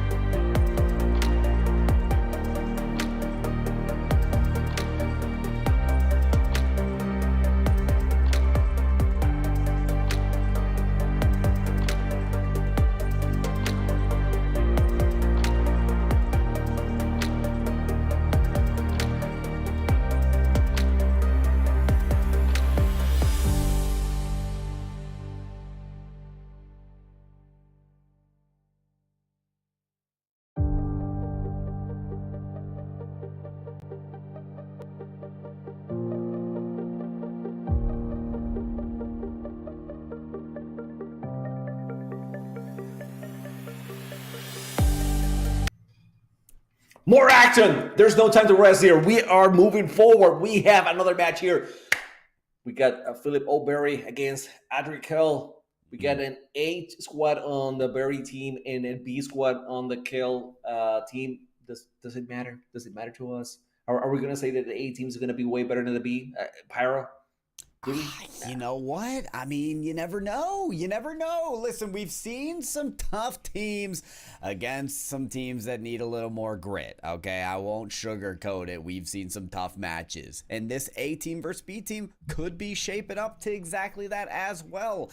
But some high schools bring the top talent. I mean, you could see a high school. I had 400 people just alone in my class, 1,600 people in the building. You can get 6 great Rocket League players just out of that. So I don't know. For Ardrey Kell B team, I'm looking for some magic to happen there against the Garinger A squad. Now, one other thing to mention about our Ardrey Kell B team, 2 freshmen, Chamaco. So it's the young guns coming out with the senior Punisher on this team. Yeah, it should be interesting. Let's see how. I mean, that's quite a gap, age gap, right at that time. When you're in school still, so seniors, freshmen. But other than that, all that matters is that they can play together Rocket League. By the way, RLCS, we have some 15-year-olds playing with 19, 20-year-olds. I think one of those actually it was 16 and he won the championship. The World Championship. 10, yeah. So whatever happens. But talking about A teams and B teams, Ardrey Kell B, they got the first goal. And by the way, you were on the B team. You said right on basketball. That's high school. right. I'm sure you're a great player. So B teams do be good sometimes. You might be giving me a little too much hope, Chewbacca. I don't care. Yeah, the ball wasn't going in unless it was a layup, and even then, it was a coin flip, my friend. But we've got a tie game already. How about Barry? They come in with the swift response. They say, no. Our plan was not to be losing this game. They immediately tie it up and have possession from the next kickoff. Okay, I like it. So far, even match here. Ooh, what a demo by the Punisher. And the name fits so well. He punishes the people with a demo and then with a goal, everything all in one. Punisher Jr. getting Ardrey Kell B, the second goal of the game. See, this is how I imagine a senior to act towards the freshman on his team. But he's acting that way to the other squad. It's a great maneuver, and Punisher does it again. That fuel is simply demo juice. Demo juice. I gotta love it. Barry, let's see how they actually manage to overcome that punishing act from the Punisher. They moving forward. You got the Archangel going for the pass to Adonis, but Adonis not quite there. Bvix with another pass, and this is going to be the Punisher moving forward, but he got bumped by his own teammate. A little bit of a bad action by the Humongous Whale. I mean, is he going to punish the Humongous Whale? Is it going to happen, or is he going to allow it for a little bit? I don't know. That's one of those things where you have to wait and see. Oh, no waiting necessary, though. Bevier is going to slam this home, but off of a great mechanical play. Sees all the defenders. Look at them. They were sitting on the goal line like ducks. He says, fine, I'll air dribble it to the crossbar and score. That's a beautiful thing about having 3 defenders on the net and not moving, right? You can look really good, like a genius after doing that play and fooling everyone at the same time. Now, baby, going for another shot this time, not the precision that he needed, but Adonis keeping the ball on the play. Another shot here by Archangel, baby, who's gonna keep it from the wall. He faked it very hard. Not even his teammate was able to read the fake. Still, somehow Barry keeps the control of the ball, and now they're pushing forward. Another shot. That was another pass, and they are going for that backward over and over until finally they're able to go over the defenders and get the 3rd goal of the game. All right, the wraparound, and yeah, all 3 decimated on this play. I'm going to go with Aidenism. Gets that goal to go. And that's their first lead now for Barry. Go ahead, puts them at 3 goals. Is Archangel going to do this on the double flip reset? Okay. All right. Almost takes it to the net. A mechanical display coming out from Barry. 3-2 so far. I'm enjoying so much what I'm seeing from Barry. Definitely, Ardrey Kell has something. They have 2 goals. They were playing really well. You saw the Punisher, getting really physical at some point of the game. But Barry, I mean, the aggressiveness they're showing is great as well. And now, Punisher, he is not gonna stay with crossed arms. He's gonna do something about it. So he got a 3rd goal. We have been casting for a while now, and I think this is the most even match that we have had so far in the night, and I'm loving it. By far the most competitive, for sure. We are balanced almost evenly on our seesaw here, waiting for one to tip over after the other. What's interesting as well is that it seems that as soon as one team goes down on the score line, they're the ones to score, right? So there's kind of that kick in the butt. There's kind of that fire in the belly that says, okay, if we're down, we've got to send everybody to get this equalizer. And the attacks are looking stronger than the defense. Archangel on this touch, looking for a bump of Punisher, evades it, saves it, and might have to make another save here, which he certainly does. Punisher coming up big on the goal line. Everywhere. I mean, yes, now on the goal line, but before that, it was shooting, it was bumping, he was doing everything, a little bit of everything. So the senior here just trying to carry as much as he can. This Ardrey Kell B team, without watching for Archangel, he might be able to have the second tap, but he decided to let it for his teammates. Baby A now with the pass, and Aidenism just too quick on that one. He was just way off and was not able to connect. Great ball movement that Archangel, just avoiding the 50 and now keep control of the ball. He was going for the pinch, Punisher with a great save, moving the ball away from the net. And that's what's important, get it out of the danger zone for as long as he can. Archangel wants to bring it right back there though. Tall aerial, has Bevier maybe jumping up, pre-jumping potentially for that pass, but they're not able to link up. Ball reaches across the center field, and Bevier given a lot of time and space on this ball. Chance to do some damage here. Dodge takes it to the midfield, passes there, shot, and the save from Ardrey. They're looking to survive, maybe until we see triple zeros, maybe until we get overtime. The double commit doesn't result in a goal for Barry, but they're still trying. Wrapping around is Aidenism as they look for another touch here. It kicks off their backboard. Archangel's up, ready for the shot. That gets saved too somehow. Ardrey able to send away every single shot that comes and bring it right back. That final one will go wide, and for game 1 we'll go straight to overtime. First overtime that we have had all night long. I mean, at least on this stream. Obviously we have another stream, guys. If you don't know about it, we'll tell you later. Okay, we don't have to tell you right now, but still, first overtime, and I want to see it. I don't know. I want to see Bob Overstorm or Humongous Whale, be able to do something, but that's not going to be the case. That's not going to be the case. Bavier going over 2 defenders and being able to punish Ardrey Kell B. They get the win. I mean, it was a hard-fought win, but A team, remains kind of the better of the 2 so far. Yeah, it was really close throughout. I've got to hand it to Barry, though. I feel like as we kept going through that game and we got to the final minute, Barry had a ton of possession. They were registering plenty of shots, or at least it looked like it. It looks like they only got 2 that game somehow with 4 goals. And that's just the result of some hard work, figuring out your opponents as the game goes on. That series will continue, but folks, before we jump back there, we're gonna go visit Providence's C team and East Meck. We've got another rare 2v3, it appears, as East Meck have fielded 2 players, but we never know which team is gonna win as we jump over here, Chamaco, to a new group.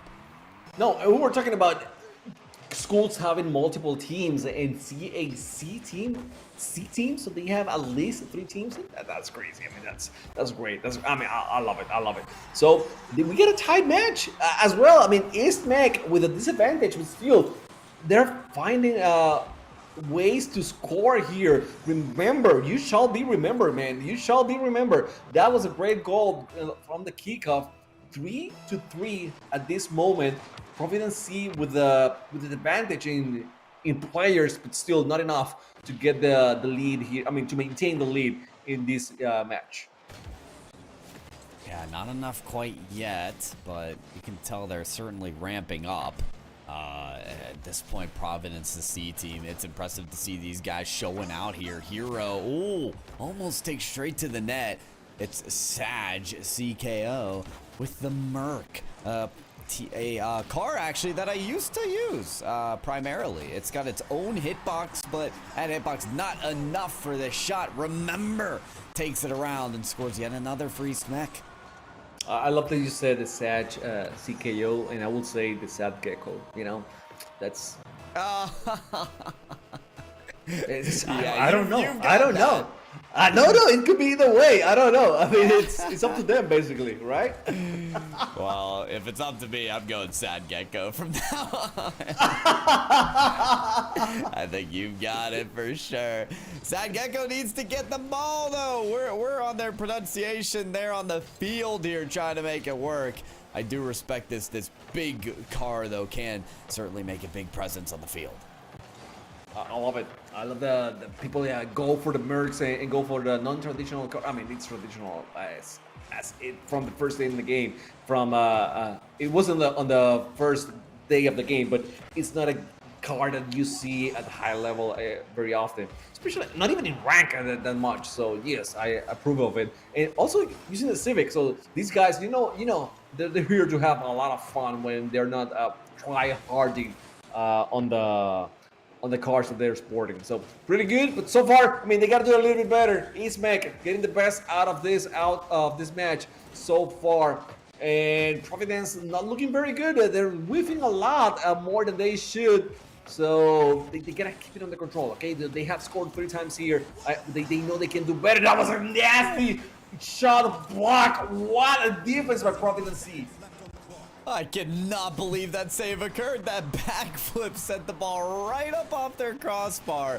And because of that, Providence C are still in this game. You look at under a minute remaining and they're down 2. Hopes aren't too high, but at this point, all they've got to do is score once. The Sad Gecko gets a great take over towards the goal line, but it beelines right across from it as they'll have to turn this right back around. It's Zielne that turns this in towards the net, but another long clear for East Meck is certainly going to help them. Confusion here for Hero. He wasn't sure what his teammate was going to do. Now he doesn't have anything on the tank, so remember, we're going to take advantage of this. He's going for the dribble. He's going over everyone. The ball moving forward. What's going to happen here? Oh my goodness. It's hard to tell. It's still up here, the ball. And if they keep this alive after a second, then they'll be able to have another chance at it. But Providence C, you got to move this all the way back. And Hero, get under it. No, it's straight to the ground. East Meck with a player less than the other team gets a goal more and takes away the game 1 win. Well, you said it. 2v3s can be won. And they definitely did it. East Meck here showing up. Maybe they want you as a coach, you know, Pyro. Oh. Maybe they do so. Okay. I have to say all the names right, though. I imagine. No. But it's only remember and Simeon. You got it. Simeon, Simon. Easy. I don't know. Simon. I want to say. It said Simeon. Oh, so, Simeon maybe. Yeah, I don't know. Listen, see, that's why we're a team, Chamaka. That's why we have to work off each other to get the right pronunciations. I'll tell you what, though, for this match, Barry, I was talking about it earlier, they were fired up in the final minute. The momentum was all in their favor despite it going to overtime. I'm not too particularly surprised to see them with a lead here in the majority of this game number 2. Woo! but Punisher getting that one. I mean, he faked it in the beginning, and then he was able to connect on the bounce of the crossbar as well and get that chilenita, basically. You know, just putting the ball in the net. That was a good play by the Punisher. He's the only one that is actually, you know, doing a lot of damage, and I think that's the reason why Barry is able to look so much better now. They realize that Punisher is the big dog on Ardrey Kell teams, and maybe they were giving too much credit to Humongous Whale and Bob Overson. So now they're not, and I think that's why, you know, we see this mismatch on the scoreboard. Could be, and you know what? You got to earn the credit that's due here. So Ardrey Kell, it's going to be your last effort here to make it happen defensively, but Archangel instead takes it all the way themselves. A high touch off the corner, a nice read with the base of your car, and the undercarriage was all they needed to split the defense and get it in the net. So can I call Archangel Archangel? Yes, please. No. The double R. It's needed. Or it could be a pirate, you know. Like, I'm just having too much fun with the names. I'm sorry, guys. I'm sorry. That was a great goal. That was a great goal by Baby. Hey, we're having fun with the names. They're having fun in the game, you know. I mean, this is Bevier, who has been piping up all series long. Just getting that chip shot right under the ball.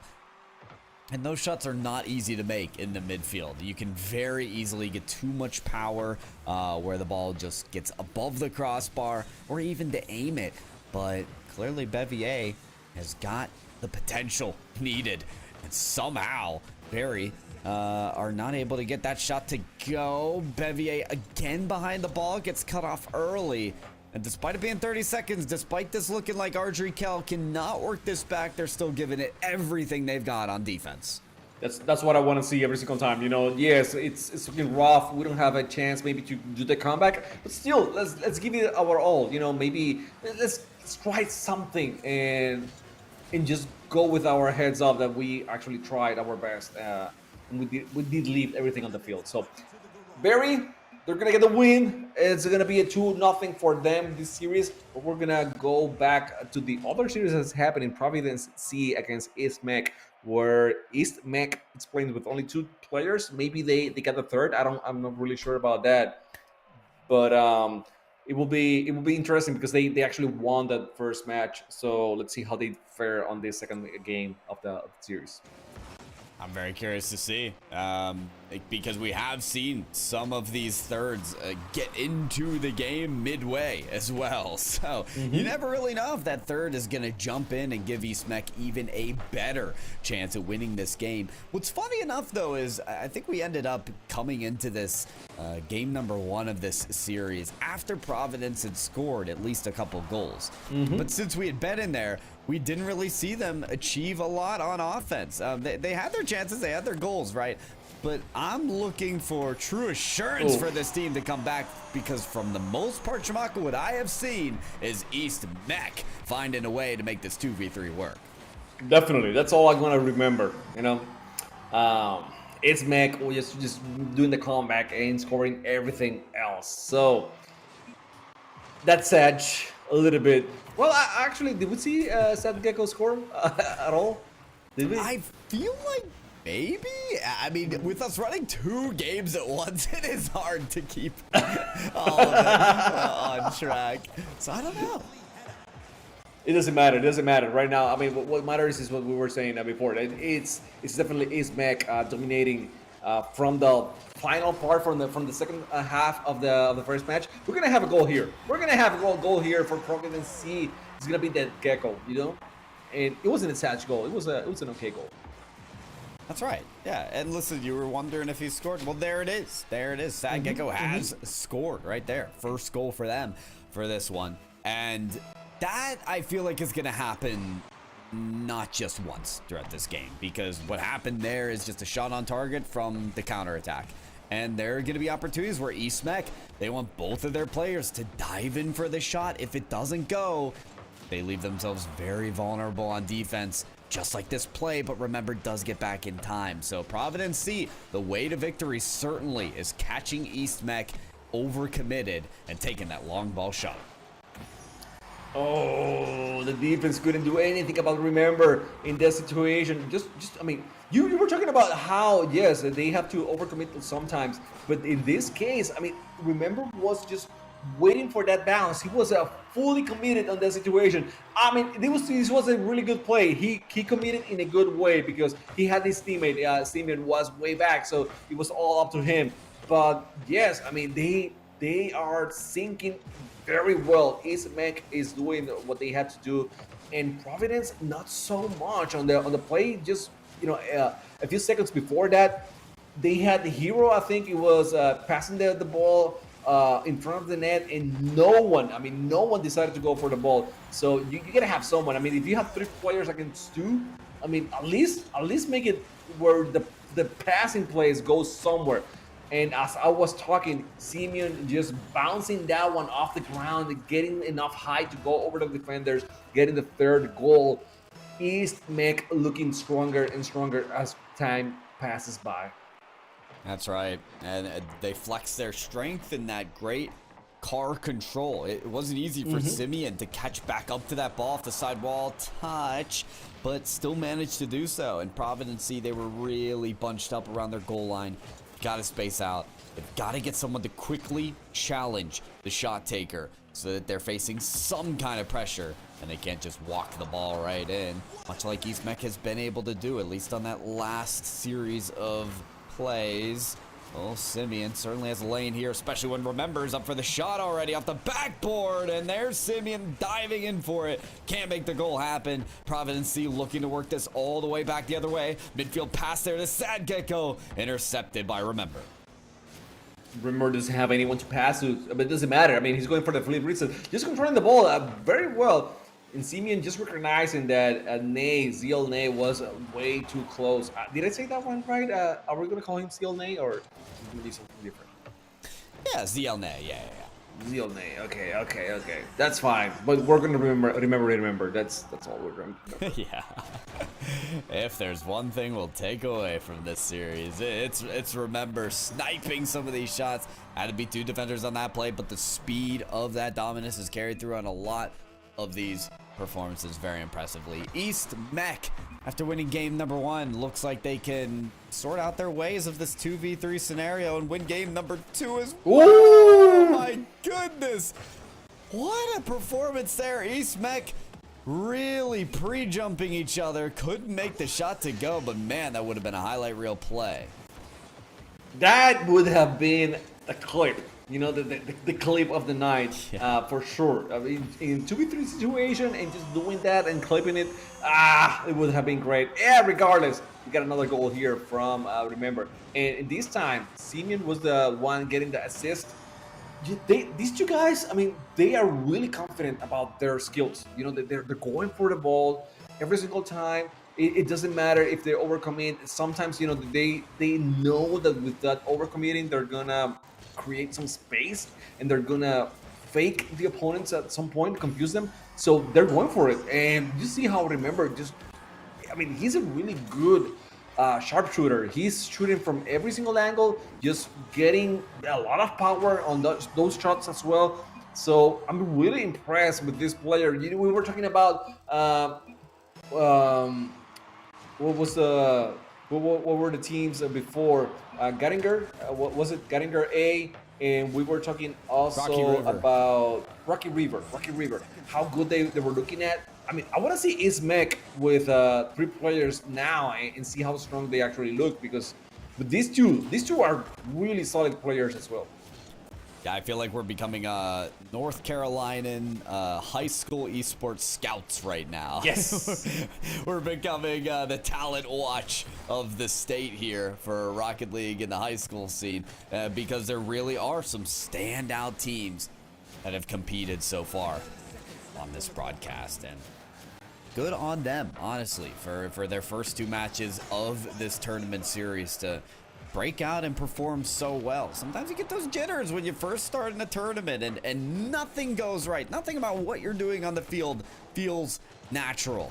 But with Meck players going for double taps, at times pre-jumping each other, I think they're right in their natural habitat. Meck off of an overwhelmingly confident performance here, especially in Game 2, are going to win out this best of 3 to move along in their group stage. That's it. Okay. So they had a rough start. I mean, it took them a while to get used to that 2v3 situation, but later on it was okay. Let's cut it loose. Let's do our thing. And remember, did his thing completely. He was very confident, and it paid off completely. So you see it there. 6-1 was the final score.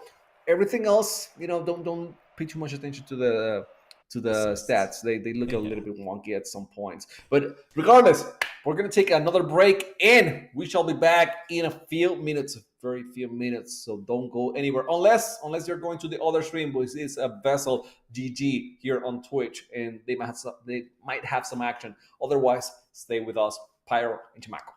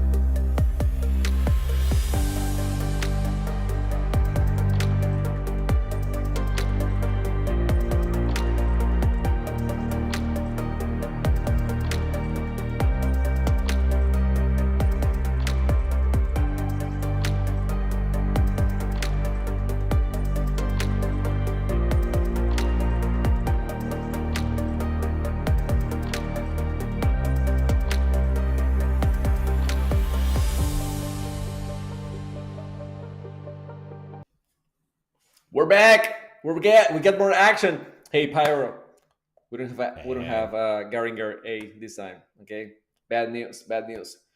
Good news is we got two teams that played against Garinger A. We got Hoff and Mallard. So they are both 1-1. Their loss was against Garinger A, and now they're gonna prove that they can do more than just that. That just having a rough time against Garinger. They're gonna prove who is the better team in this. Between the two of them, right? In this group. Do you have anyone? Do you feel like supporting any of these two teams? Because we actually saw both of them here on stream. We did, and that's kind of what makes it tough. Honestly, I feel like Hoff is gonna be tough. You know, despite being the B team, I saw a lot of promise out of that squad. Are they enough to beat Mallard Creek?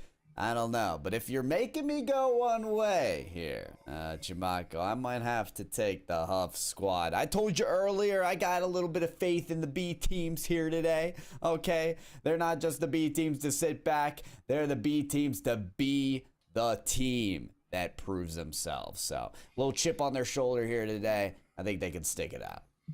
It's a hard thing to figure out because Hoff, they did have a really good defense. They were doing really good at points, but Mallard, they actually got a few goals on Garinger A at the first game. Do you remember? Right. So let's see. Okay, Mallard going with that offense again, really fast off the wall. Dab with the fake. I'm gonna call it fake. It doesn't matter. Okay, guys. It doesn't matter if he misses or he actually wanted to miss. It to me is a fake, and it worked out beautifully. So they got the first goal in the first 10 seconds. That's right, fake or not, goal's a goal. Point on the board for Mallard Creek. And whoa, almost the second one. Hoff have to move quickly to make sure this next one does not translate into a second goal for Mallard Creek. I mean, Hoff B, right? They had to play plenty of defense, of course, when they played Garinger A. But now they have a chance to maybe even it out, right? They have a chance to make some solid defensive stops and give themselves the chance to get possession. That double commit earlier is not going to help them do that at this point in time. They've got to make sure they're playing their roles correctly. I like that Mallard this time around, they are not pushing forward just for the sake of pushing forward, okay? They are going slow and methodic about it. They're thinking, they're dribbling a little bit. They're trying to fake out Hoff a little bit. They know that Hoff has a good defense, so they are not just shooting on the net all the time, right? They're trying to do, that pass was beautiful. That was a great play. That was beautiful team play. The pass and then, to the solo player, faking Jack and just being able to score easily. Great play by Mallard Creek. Listen, if I knew team plays were gonna come out like this from Mallard Creek, they'd have my backing, that's for sure. And you've got to make those decisions in a heads-up style as well. That is a very swift breakaway to occur to make that passing option happen as the first defender is coming in. Is some seriously quick thinking coming out of Mallard Creek. But this one, well, no second thought about it. That's just a shot straight to the net. They have outplayed and outpaced Hoff for their third goal.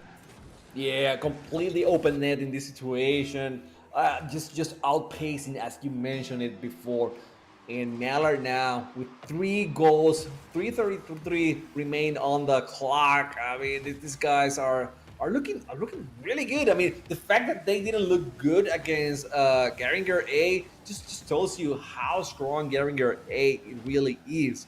But this team is solid. I mean, the passing plays that they are doing, the way they're controlling the ball, these guys, they really do know Rocket League, and they're showing up here really well. And Hoff, they showed great defense at moments against Garinger A, but they are not being able to stop the attacks from Mallard Creek. It's weird, right? You scratch your head a little bit. How were they able to look good in those situations against Garinger? But right now, Mallard Creek is just not having any of it. They're just looking way stronger. They're really playing their own game here. I mean, that's what's clear. So for Hoff, maybe it's the disruption playstyle that's going to suit them better. Maybe that's what's going to put sweat on the brow for Mallard Creek, because when you got a team like this who's sending in the goals, who's feeling confident about their play style, you want to disrupt that. You want to put some change into your own playstyle, maybe get some bumps, maybe some boost steals, whatever can count towards Mallard Creek not having the resources available to make goals like this happen. But at this point in time, Mallard Creek, they are still firing away. They still got their pedal to the metal with this 4th goal. 4-0 lead. To be honest with you, when I saw this matchup, I was not expecting this. I was not expecting Mallard Creek to be this dominant. I do think I was giving them the edge, but just a tiny edge. And now, okay, thank you, Dave. Thank you for showing that you guys have some offense here. That was a bad whiff. I think bad communication. I think what's even? Are we calling him even or? Maybe EVJ. Yeah, I don't know. Evan. Yeah. Nah, it should be EVJ double N. I don't know. He was thinking that Predator was the one to do something else, and no, he didn't. He didn't. So it took him way longer than he should to go for the ball and challenge it. So yes, Dave was able to go and take the shot, the easy shot. Still, I commend the Hoff for having that goal, and maybe, just maybe, that's the goal they need to turn things around. Maybe not in this match, but on the rest of the series. To me, it's like a showcase of what Hoff can do when they have offense, when they have possession. Like, that was a great shot from Dave, despite maybe the misread or the miscommunication from Mallard. The problem is they don't get a lot of possession. They don't get a lot of chances. But here's a segment of play for them that is going to work in their favor. It's Dave with a ground pinch to the net. That came out of nowhere, but ended up producing enough velocity even to get back past the blocking savior. So much power on that shot. It was I'm not gonna say it was impossible to save, but it was really tough to save on that one. So now all of a sudden it looks like possible, like Hoff really do have a chance here to win this game, or at least make it very competitive against Mallard Creek with only 1 minute left on the clock. Let's see if they're able to make something happen. I mean, only one more goal from Dave or anyone else on the team, and I'm telling you, they do really have a chance to take this home. I agree. Let's see it. Hoff B, you are firing up now. You're starting to find a way to get small chances on offense and convert them in goals. And unfortunately, at one time or another, it can all collapse. I gotta say, it's still a solid effort defensively from Hoff, but that placement on the shot, the little loft of a shot that it was from Mallard Creek, was enough to get by them. So although this looks like a confident win for Mallard Creek, that spurred of momentum for Hoff, the B team. Looks to be like it's enough for them to contend in game number 2.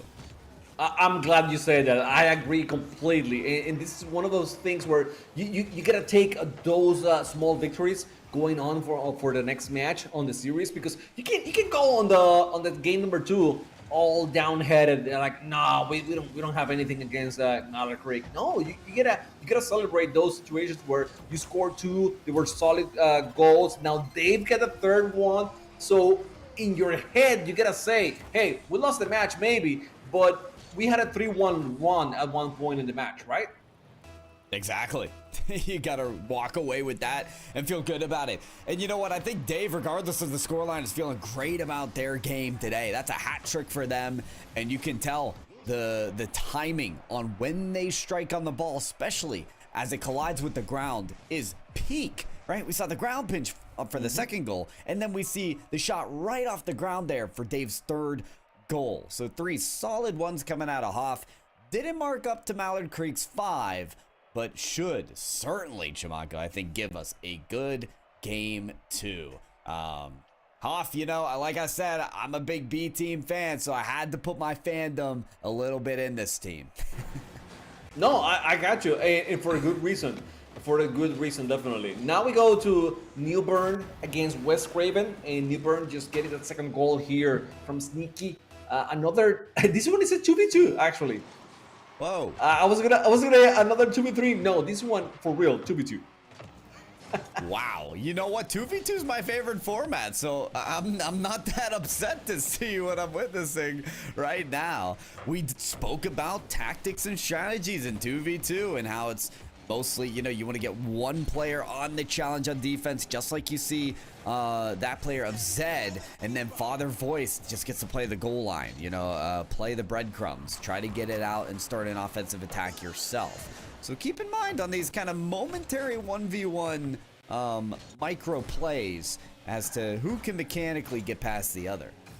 Yeah, those 1v1 situations come very handy. I mean, if you got those skills, if you got the 1v1 skills here in 2v2, you can do a lot of damage. So let's see if that's going to be the case here in this matchup. Newburn just putting the pressure, putting the aggression as well, as Lloyd J. Austin was able to get the demo. And now with the clear, trying to go 1v1 against Father Voice, and he was able to win that challenge but good rotation by Seth. He did what he needed. I mean, he saw that it was a bad situation on the 1v1 roles, so he decided to make it actually a 2v1. And now sneaking behind the defense, he was able to read that bounce from the backboard and just go over Father Boys and Seth, just going through everyone as fast as he could and getting the third goal for Newburn. He really did steal that in a way. It kind of came out of nowhere there, like a thief in the night. So fair enough there for Sneak to make that third goal for Newburn happen. Listen, we've seen proper defense out of West Craven, but in some moments they are not showing up. Of course, there off the kickoff, they're still coming back to their own goal line, just not there in enough time. I am gonna say, if we ever get back on the POV, there it is of Zed's wheels. He's showing up at moments on the field. He did not show up in the garage. I don't know what those are, but I'm not a fan personally. No comments there from me, okay? I'm not a fashionista, so. Really? Come on, Chewbacca. I feel like you got some solid designs in the garage. I don't. All right. By the way, Sneak, I think he has all 4 goals from Newburn. I think he has been. I mean, we have only seen 3, but by the way he's playing, I wouldn't be surprised if he has all 4. So far, very strong on the offense from Sneak, and Newburn just dominating very, very well. So, yeah, another one from Sneak. Yeah, I wouldn't be surprised if he has all 5. I think that's exactly the case here. Sneak, 5 goals. I mean, if we're in the hockey rink, all the eggs are getting ready to throw their hats in for a second time here this game, because that's what's going to happen if he scores a 6 here off the kickoff. It's looking good for Sneak. Oh, but he puts it high. Teammate chance here for Lloyd J. Austin to send it over to the net, but just can't manage it in that scenario. Father Voice, that's not a good tap. Puts it right in for Lloyd, who pinches it to the net, rolls off the post, gets about as close as a try as you can get to scoring without that ball going in.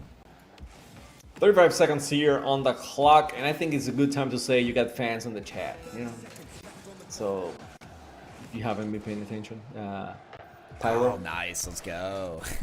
There you go. I mean, it's 5-0. It's 5-0, guys. Okay, so I'm just gonna let my co-caster here, my friends, know that he's got people on the chat as well. So it's always good to see. Thank you, guys. Thank you so much. We're gonna finish this one, and we're gonna move back to Mallard Creek against Hoff.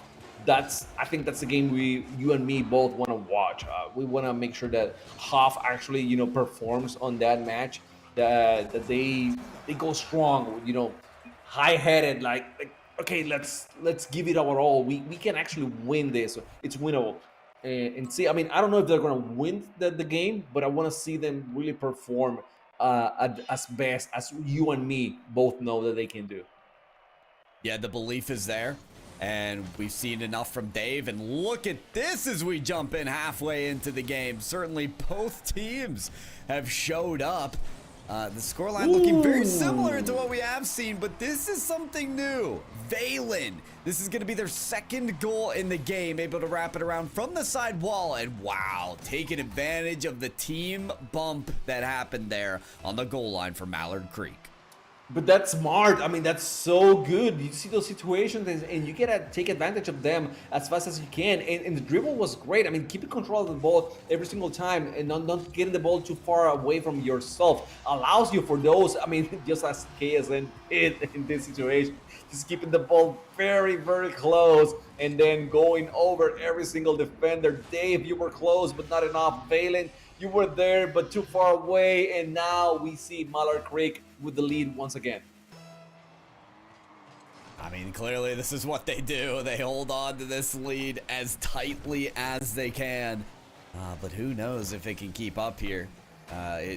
Each player out here, I think, is trying to be a standout player for their team. They want their high school to be shown on the headlines for North Carolina Rocket League in this huge tournament. Nearly 100 North Carolina high school teams in this tournament.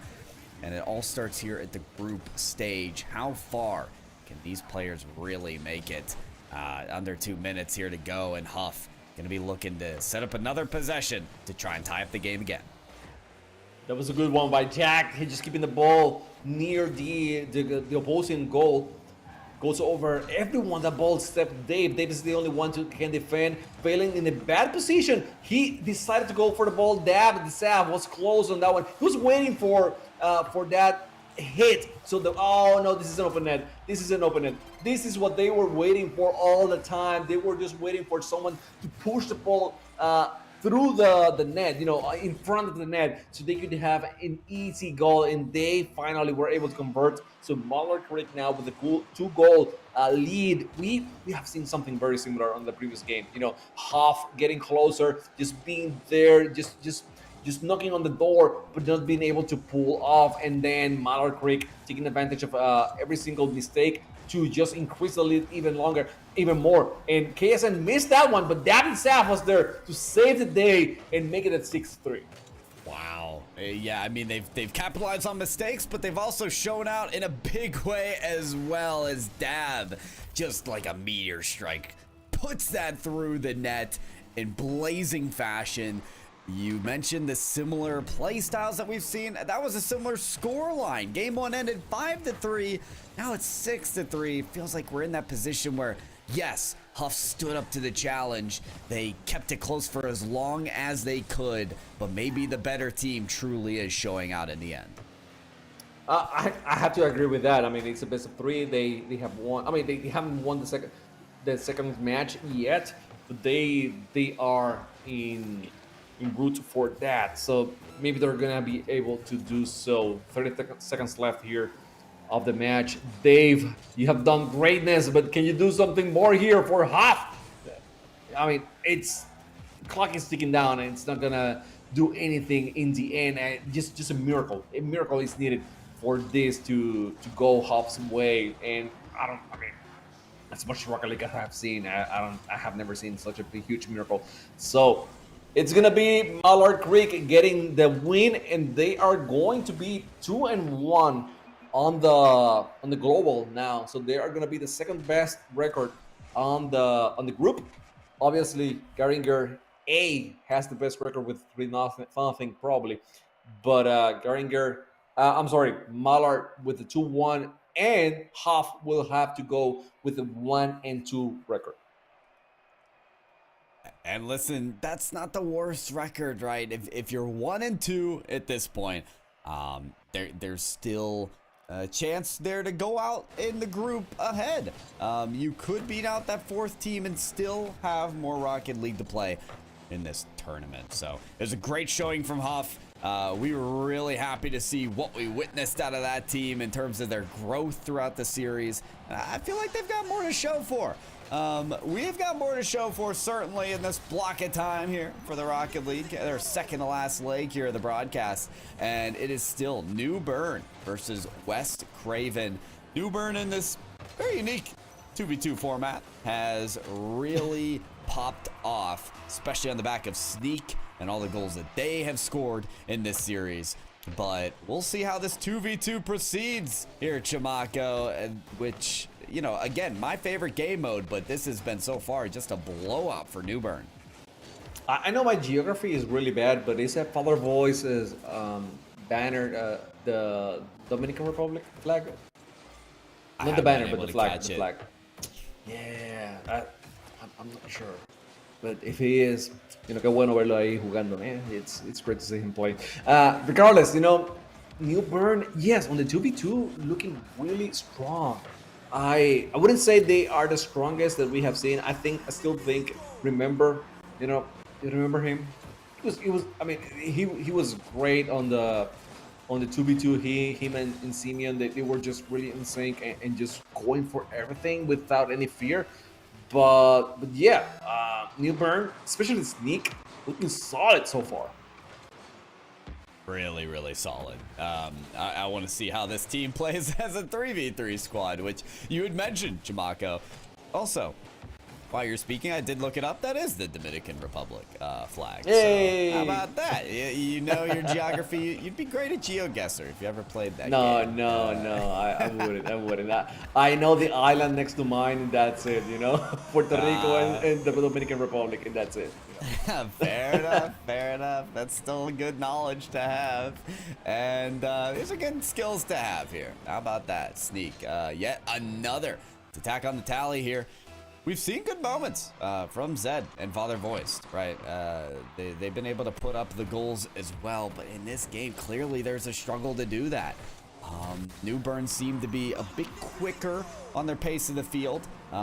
You discussed the fact that they don't really have fear in their eyes when they head on for goals like this, right? They're just ready to steal it away and put it through the goal line. So when combating a team that has no fear, you want to try to catch them when maybe they overextend or play too hard and fast into the net, and West Craven could take advantage of moments like that.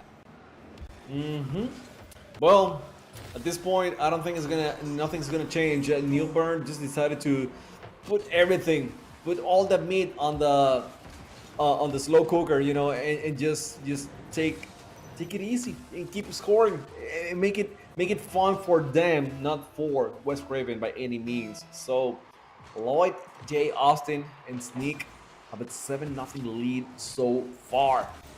If you think that's bad, we have seen 12-0 here today. Well, was it? I think it was 12-0. So yeah, not the worst we have seen today, but still, regardless, I mean, that's a huge lead.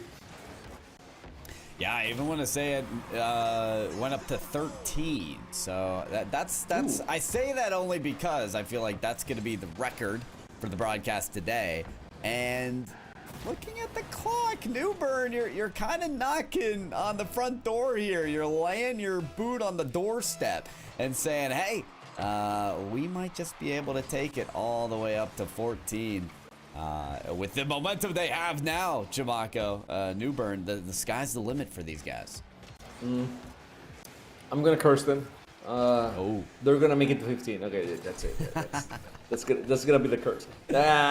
Curse activated. Guys, yes. Try to beat the curse. Try to beat it. I double dare you. Let's go. Let's see. Oh, it's gonna help. That's going the other way. That's going the other way. Yes! It's alive and well. West Craven off a pinball effort here towards their own net come up with a big one. Well, you can say whatever you want about the wheels, but the pinball skills are perfect, intact. They are undeniable. Great score by Zed. Yeah, you can call it luck, but I call it fun. Okay, that's what I want to see here happen in this game. I like it. Sometimes you do have to have fun when you're playing video games. I know that's not allowed here sometimes in the competition scene, but we like to see it as well here. Lloyd certainly having some fun with this play. The Dominus able to get right under that ball for a high touch around the defense. Right about to get here to those double digits. Is it gonna happen? It might probably. They're just too good right now in the offense. Both Lloyd and Sneak. And Lloyd was allowing Sneak to play more often on the previous match, but this time around, he's decided that he also gets skills. And I mean, since he's on stream, let's show it off. You know, like he can pull some things off, like that very well done flick over the defender. And he was almost in the flick, you know, but he was so good at using the crossbar in the nice way, you know, in the right way. Yeah, sometimes you get the friendly roll, as it's said in basketball, and sometimes you really don't. Sometimes a crossbar is not your friend, but this time around, oh God, it is not their friend this time around. How about the second? No. Lloyd off the crossbar again and again. A little bit of help from the defense as well from West Craven to get that ball away. 17 seconds between the current moment and the end of this game. How about a little extra ones across the board, Chamaco? Have you ever seen 5 ones in a row before? Maybe not. I don't think so. Maybe 1-1 with 1:11 to go. That's probably more likely, but not with an 11. Not with an 11. That's what we're here for on this broadcast.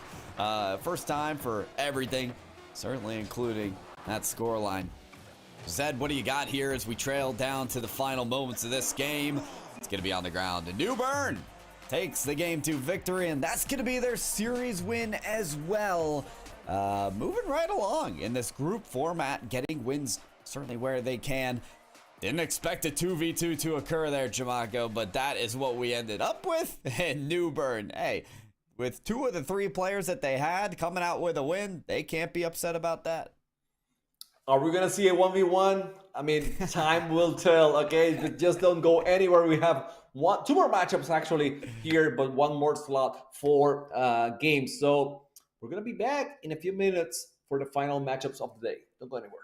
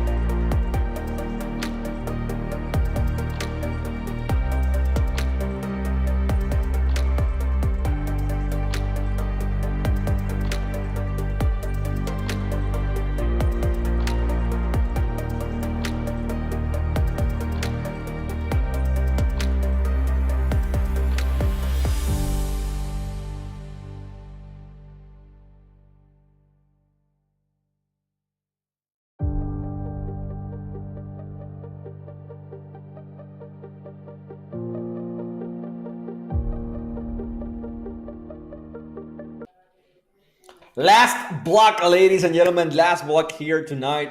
We get Ardrey Kell B against Providence. See, we saw them here play. That's going to be the first one. Ardrey Kell, they didn't do so well against Philip O'Berry. they had a good start, but not a good ending, right? But you were rooting for them a little bit here on the stream.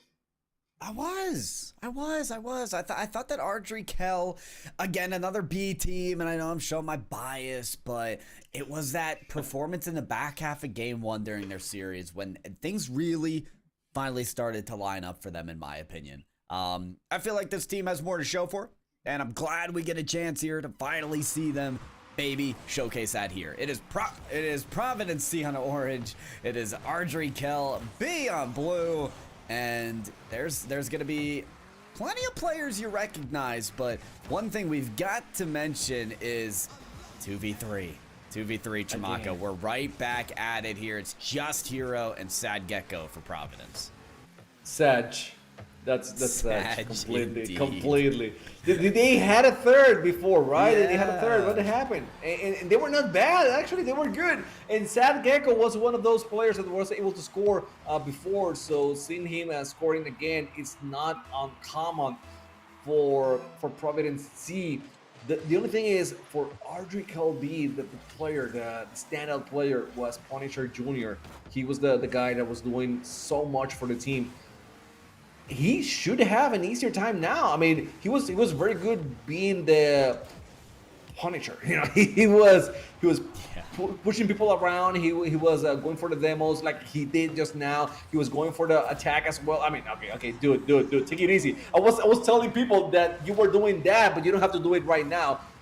Just as he did, here with Bob Boberson as well. That teammate pinch. Yeah, that weird, but effective. That was very rare. I think Punisher looked so excited after the demolition to say, Bob, I know you got this shot, but let's see if we can really cook here. And they certainly produced something. That pinch was magnificent. So yes, we shall see if Punisher can keep it going here against Providence C. Now the Providence only have 2 players on their team. But again, Providence had 3 players before, so I wouldn't be surprised if on game number 2, the 3rd player will show up. That would be great. I mean, I would love to see that because I really want to see teams perform at their best and have all the chances that they can, to qualify for the next round. Agreed, because listen, if we had a 3v3 here, I think this would be a really, really close match. It's already close, right, with a 2v3. So we could have seen that top potential, the skill ceiling of these teams that we expect to be met. But instead, this is going to be Ardrey Kell. And I think this is a game where, they don't want to go out saying we lost a 3v2. They want to come out on top, and they want to do it confidently. So being tied after 2 minutes of game time maybe isn't exactly where they want to be, but plenty more chances for this to come. Punishers, wow, up for the shot early on. Hero was forced to make a very, very quick save on the play. Providence quick enough on the aerials on defense to get this ball to the other side. Let's see, but by the way, I'm not sure if Providence also have 2 9th graders as Ardrey Kell. I think it is, right? 9th graders all over in this one. Very young people here playing for. I mean, I call them 9th graders, and you still freshmen. I'm sorry, I don't use those. Those are. I'm very bad at saying freshmen, seniors, sophomores, and all that. I don't know why it's not in our lexicon, but in my lexicon, in my vocabulary. But regardless, you guys understand what I'm saying. Yeah, of course. It's funny because you already mentioned the fact that the youngest players in the pro scene are usually the prodigies, the ones that are doing better than everybody else. And one of them, 16 years old, already won the latest world championship. So, whether it is 9th grade or 12th grade, you have the chance to pop off. Whether it's that veteran status or that potential prodigy title, you've got the chance to make greatness. And it's awesome to see this combination of Humongous Whale and Bob Boberson, the 9th graders, next to Punisher, next to that 12th grader on the stage here today for this matchup. So, how does that 3-pronged attack translate to a second goal? Because that is something they seriously still need We've got a few minutes still with this score tied at 1-1. Nobody can shake it right now. And Sad Gecko trying to get aggressive here on this on the play. He is faking everyone. Hero had an opportunity. Sad Gecko with a shot on the net. It's off target. So close, but so far away at the same time. That was the opportunity to actually win this match, and they couldn't convert. It was that close, but the possession is still alive here. And Punisher not able to get to that save here for the shot. Whoa. It's gonna be in! The 2v3 is possible here for Providence. Punisher missing that one. And I think Bob had a better opportunity than Humongous Whale to defend that ball, but Humongous Whale, he decided to take, actions into his hands, and that was not the right call. So now we got a 2-1 lead for Providence. They overcommitted on this play, and well, not overcommitted, but double committed on the wall, which actually led for an open net completely.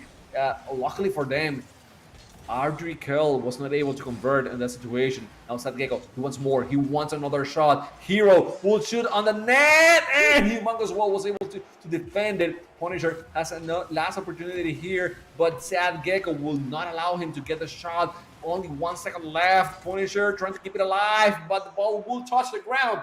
And Providence Z actually gets a win here in the 2v3 fashion. I mean, this is a series that I hope goes to game number 3 because, come on, Ardrey Kell, you've got the tools, you've got the extra player, you can make this work. If they play as a team, or even Chimako, if they just send Punisher to do what he does best and demo the others as the other two play the game, they might be able to get over the mark. We'll have to find out later as game 2 progresses for that match. We're getting into game number 1 of our last block here, translating over to JT Williams versus Olympic B. We've got a full 3v3 here, Chimako, between two teams we haven't seen yet. I love how funny it is that we actually have a 3v3, right? Yeah. I didn't think of that. But yes, JT Williams, we haven't seen either of these teams, as you mentioned before. So we shall see now. JT Williams getting the lead early on with 2 goals here in the first 30 seconds. So looking really good, really strong. But Olympic B had a chance to score. However, somehow with the demo and everything else, with the cloud of smoke, somehow JT Williams was able to defend the net and not allow the score. So we stayed 2-0 here in the first minute. Ooh, off these demolitions, though, it feels like 2-0 isn't going to stay as the scoreline for very long. Minute down here. This hurled sniper gets a back pass over to their teammate Killer No Scopes. But the possession's kind of weird away. You can see the Olympic B players rotating all the way back to their net. That makes their possession get extinguished, and then even when they're back at their net, they cannot save this powerful shot from Nutella. You know what? Sinner was on the net, but he second-guessed himself a little bit. He thought that Nutella maybe had another intentions, so the way he placed himself on the net wasn't the best, and he couldn't go for that power shot, as you mentioned before. Now Grassy has a double touch, and he's gonna score. Great solo play by Grassy, giving JT Williams the 4th goal here. I mean, this scoreline is going just too fast. Once again. I mean, we have seen quite some mismatches so far, but I mean, this one in only a minute and 20, they're doing good work, if anything else. That's well said. It's good work, and the work's done really on all facets of the attack right now. We just saw that flip reset from Seba Nutella. We're seeing everybody dive into these shots, crash the boards, get some solid rebounds. And how about this read as well from Seba Nutella right off the backboard? These are confident players. They're ready to go full throttle for these offensive plays. And yet another follow-up for a 5th goal for JT Williams. 5-0. 5-0. Way too fast here. JT Williams said it doesn't seem that they're going to stop at all. They're just beating everyone in speed, in technique, in accuracy, everything. It's working down for them. You saw how Seba was just way too fast on the attack, and then Grassy. I mean, because Seba was so good with his redirects, he put so much pressure that everyone from Olympic B was whiffing the ball. I mean, they were not expecting such a good shot. So yeah, we're gonna leave it there for now. Okay, guys, that's gonna be probably another blowout. Let's see how Ardrey Kell faces off here against Providence, and now it is the Punisher, 3-0. Ardrey Kell showing up big time on this game number 2. And this is what I was asking for, Jamaica, was they have the tools, they have everything they need to win this game, so go win it. Ardrey Kell, you've allowed all your players to stick around on the team and play all the games, so play them, get those wins, secure the next round of games, get out of your group with that winner's mentality. Clearly they're here to do it. That's a solid 4th goal for them. Might get themselves a 5th here, but Hero actually the one to pick it up and drop it right down. Punisher gets the ball, steals it, and grabs a 5th goal. What a change, right? Of mentality, of playstyle, of everything. It's like they had a conversation. It's turned conversation, okay? At that timeout, well, in between matches, and they decided, okay, let's get serious about it. Okay, we have more players. We can be faster than them. We can just we can make them suffer a little bit. Okay, we don't have to be waiting for every single thing that they're going to do. We can actually push around the action. So they're doing it now, and yes, they're looking so much better. That was an open-ended situation, and Sad Gecko had the opportunity, but he just put the ball way too far ahead, crossed it way too much. Sad Gecko, another opportunity, open it again, and he misses again. Sad Gecko feeling the pressure here to perform, and he's trying. I mean, he's doing great up until the point where he shoots on the net. Another shot, but this time it's Bob Boberson getting the save. A great one by Bob. Yeah, listen, here's the thing for Ardrey Kell. You mentioned these defensive plays, you mentioned these saves, but to me, like, that first save was made off a double commit.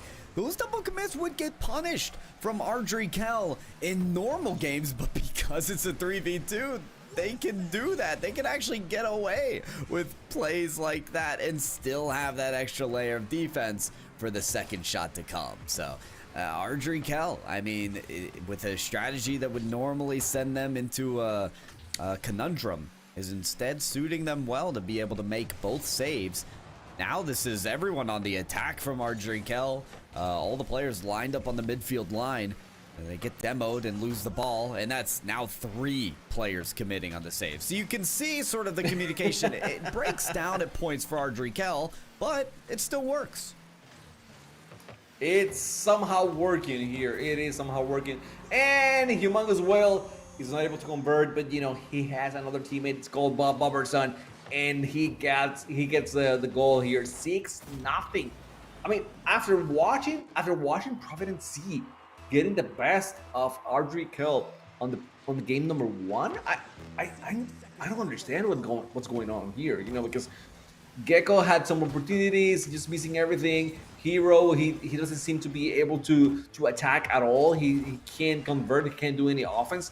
And Ardrey Kell, Bob and Whale, who were not very good attackers before, are even scoring right now. So I mean, finally Gecko gets one on the board, but this is just completely different from game number 1. It's polar opposite, all honestly. Sad Gecko. I mean, you gotta talk about this player because it's not a lack for trying. As we do get 7-1, I believe that's our first Brazil here of the day. But it's Sad Gecko getting a lot of chances at the net. But you mentioned this before, kind of feeling the pressure, right? There's going to be a lot of weight on your shoulders to show up when you're in way more of the scoring opportunities. And when the game is on the line, when you're on match point, it seems to be too much pressure. When some of these shots just aren't hitting on target, you've got to move really quickly because you've got to beat out more of the defense when you're on the field as just 50% of your team. And it's really caught up to them here. So that's something to adapt to for game number 3, because there's no way Providence can come back with 10 seconds on the clock. This one's definitely going to the final stage here of this series. And Providence, they've got plenty of work to do to turn this around back in their favor. Definitely one of the few times where we have had a game number 3 tonight.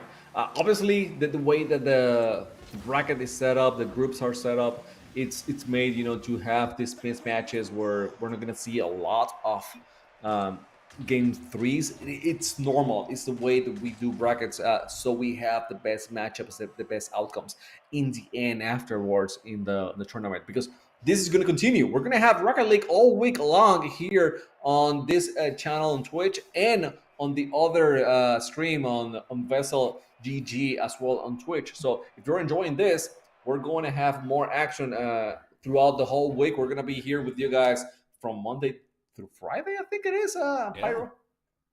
Yeah, Monday to Friday from what I know. And that's exciting, right? Because as you said, in this group format, anyone's really going to play anyone. But as the days go on, it's going to get more and more interesting. Some of those teams that we've called out before that we wanted to see play against each other, those matchups will actually happen. So this is really a proving grounds of day 1 here at the group stage. Of course, a lot of teams are still going to move on to tomorrow. Only one team out of these groups of 4 will be eliminated after today, but the games will get more interesting for sure. This one, though, it's going to game 3. So for a best of 3, that's about as interesting as we could really ask for. And it's a question as well as if 2 can trump 3 in this matchup. It's going to be close, Chamaco. I don't really know which way to go, because while it seems like the team of 3 of Ardrey have sort of gotten everything under their belt, they found their footing in this game, we could easily rock this seesaw back the other way and Providence find their way through. I agree with you. I was going to ask you if you had a favorite, I don't care about what you have seen on the field right now. Okay. I just wanted to know if you are a C team as well as, as an enjoyer as much as the B team as well. I'm staying, even as I see this first goal from Providence, I'm sticking with my Ardrey Kell squad. I've been with them since the beginning, which is, an hour ago. Yes. And I'm sticking with them through this hour as well. I think this B team, there's something about it. And they figured out game 2. They had it handily. They've just got to clutch it up. It's about, my question was about B teams and C teams only, it doesn't have anything to do with your ability to analyze the game and see any patterns here, Yeah, that's it. Okay. Yep. So anyone on the chat, don't say if a C teams wins, like Pyro doesn't know anything. No, it's about, allegiance, right? That's it. Right. Yeah, it's allegiance to my history on the B team. That's really it here at this point. We're gonna see how the allegiance of the teammates really will come through here. It's the chemistry that's gonna bring them to this stage. It's the chemistry that's gonna bring them across the finish line to get to the completion of this series ahead of the other.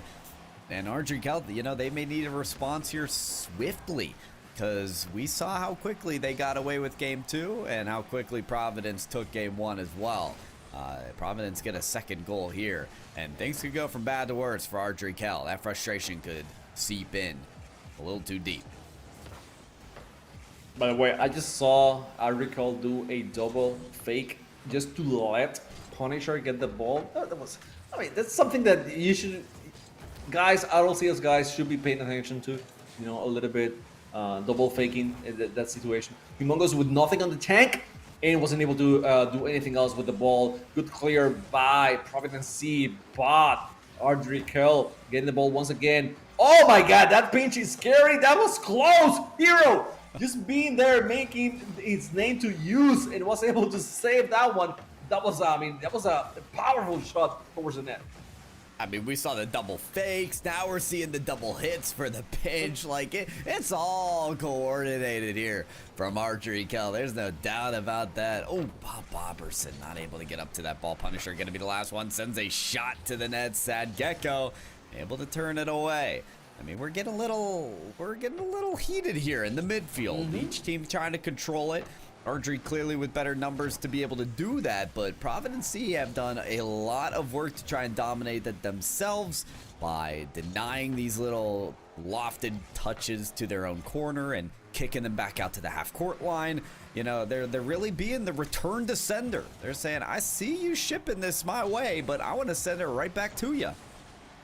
I gotta say, I think Punisher is feeling the pressure a little bit too much. He's trying to do a lot here and not allowing his teammates to go for the touches. And one thing is, when you're a better player than your teammates by a little bit, okay, that was a great double tap, great pass to himself, and was able to score and equalize this match. I'm still not done with what I was saying, but I shall let it go through until the end of the match, and then I'll open my mind up to whatever was happening.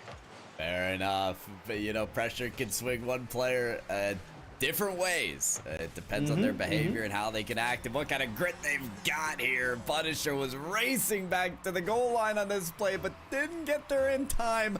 I have no idea how a team of 2 is winning the kickoff against a team of 3. Oh, we've just seen it.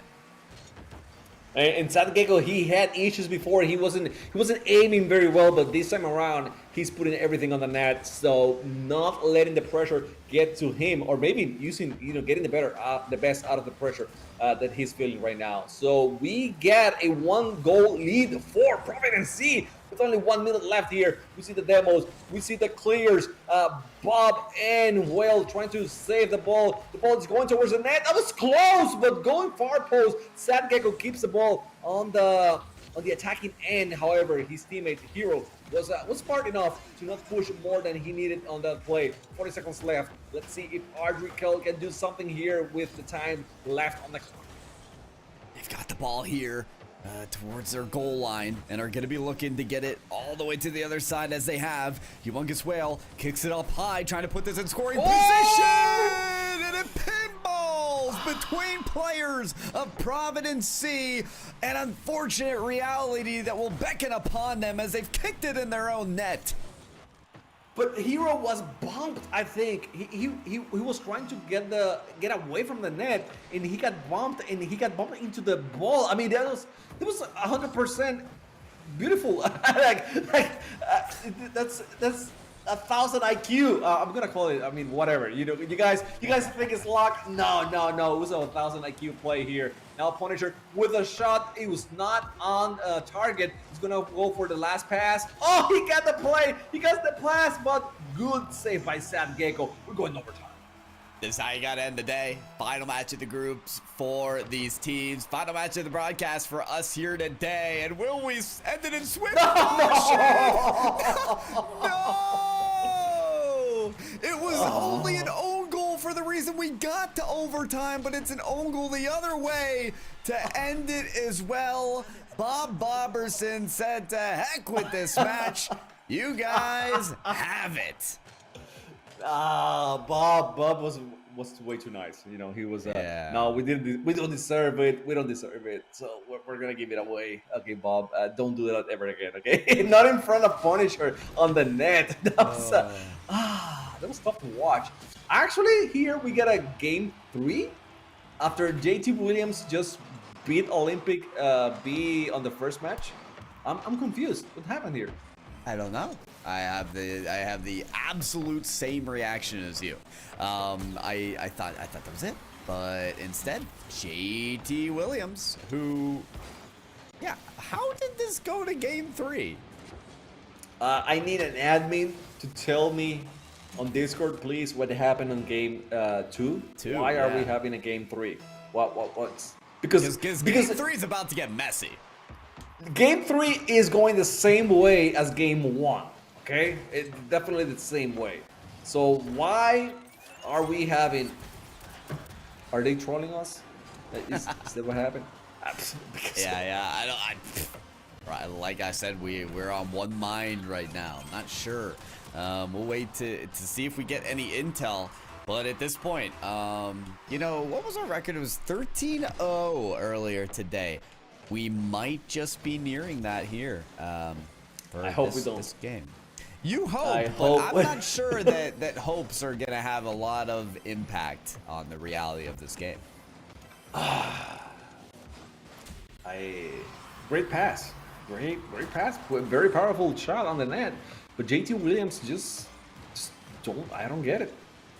And we got a third gamer now joining in. So that's good. That's good. That means that they don't actually have to wait until the game is over to join. You just can't join whenever. You know, I like this tournament, you know, in many ways, because for high schoolers, I understand when you guys are getting, you guys not, but when we are watching pros play, that we have to be very strict in the way, you know, like we need to have a 3v3, a full team and everything else.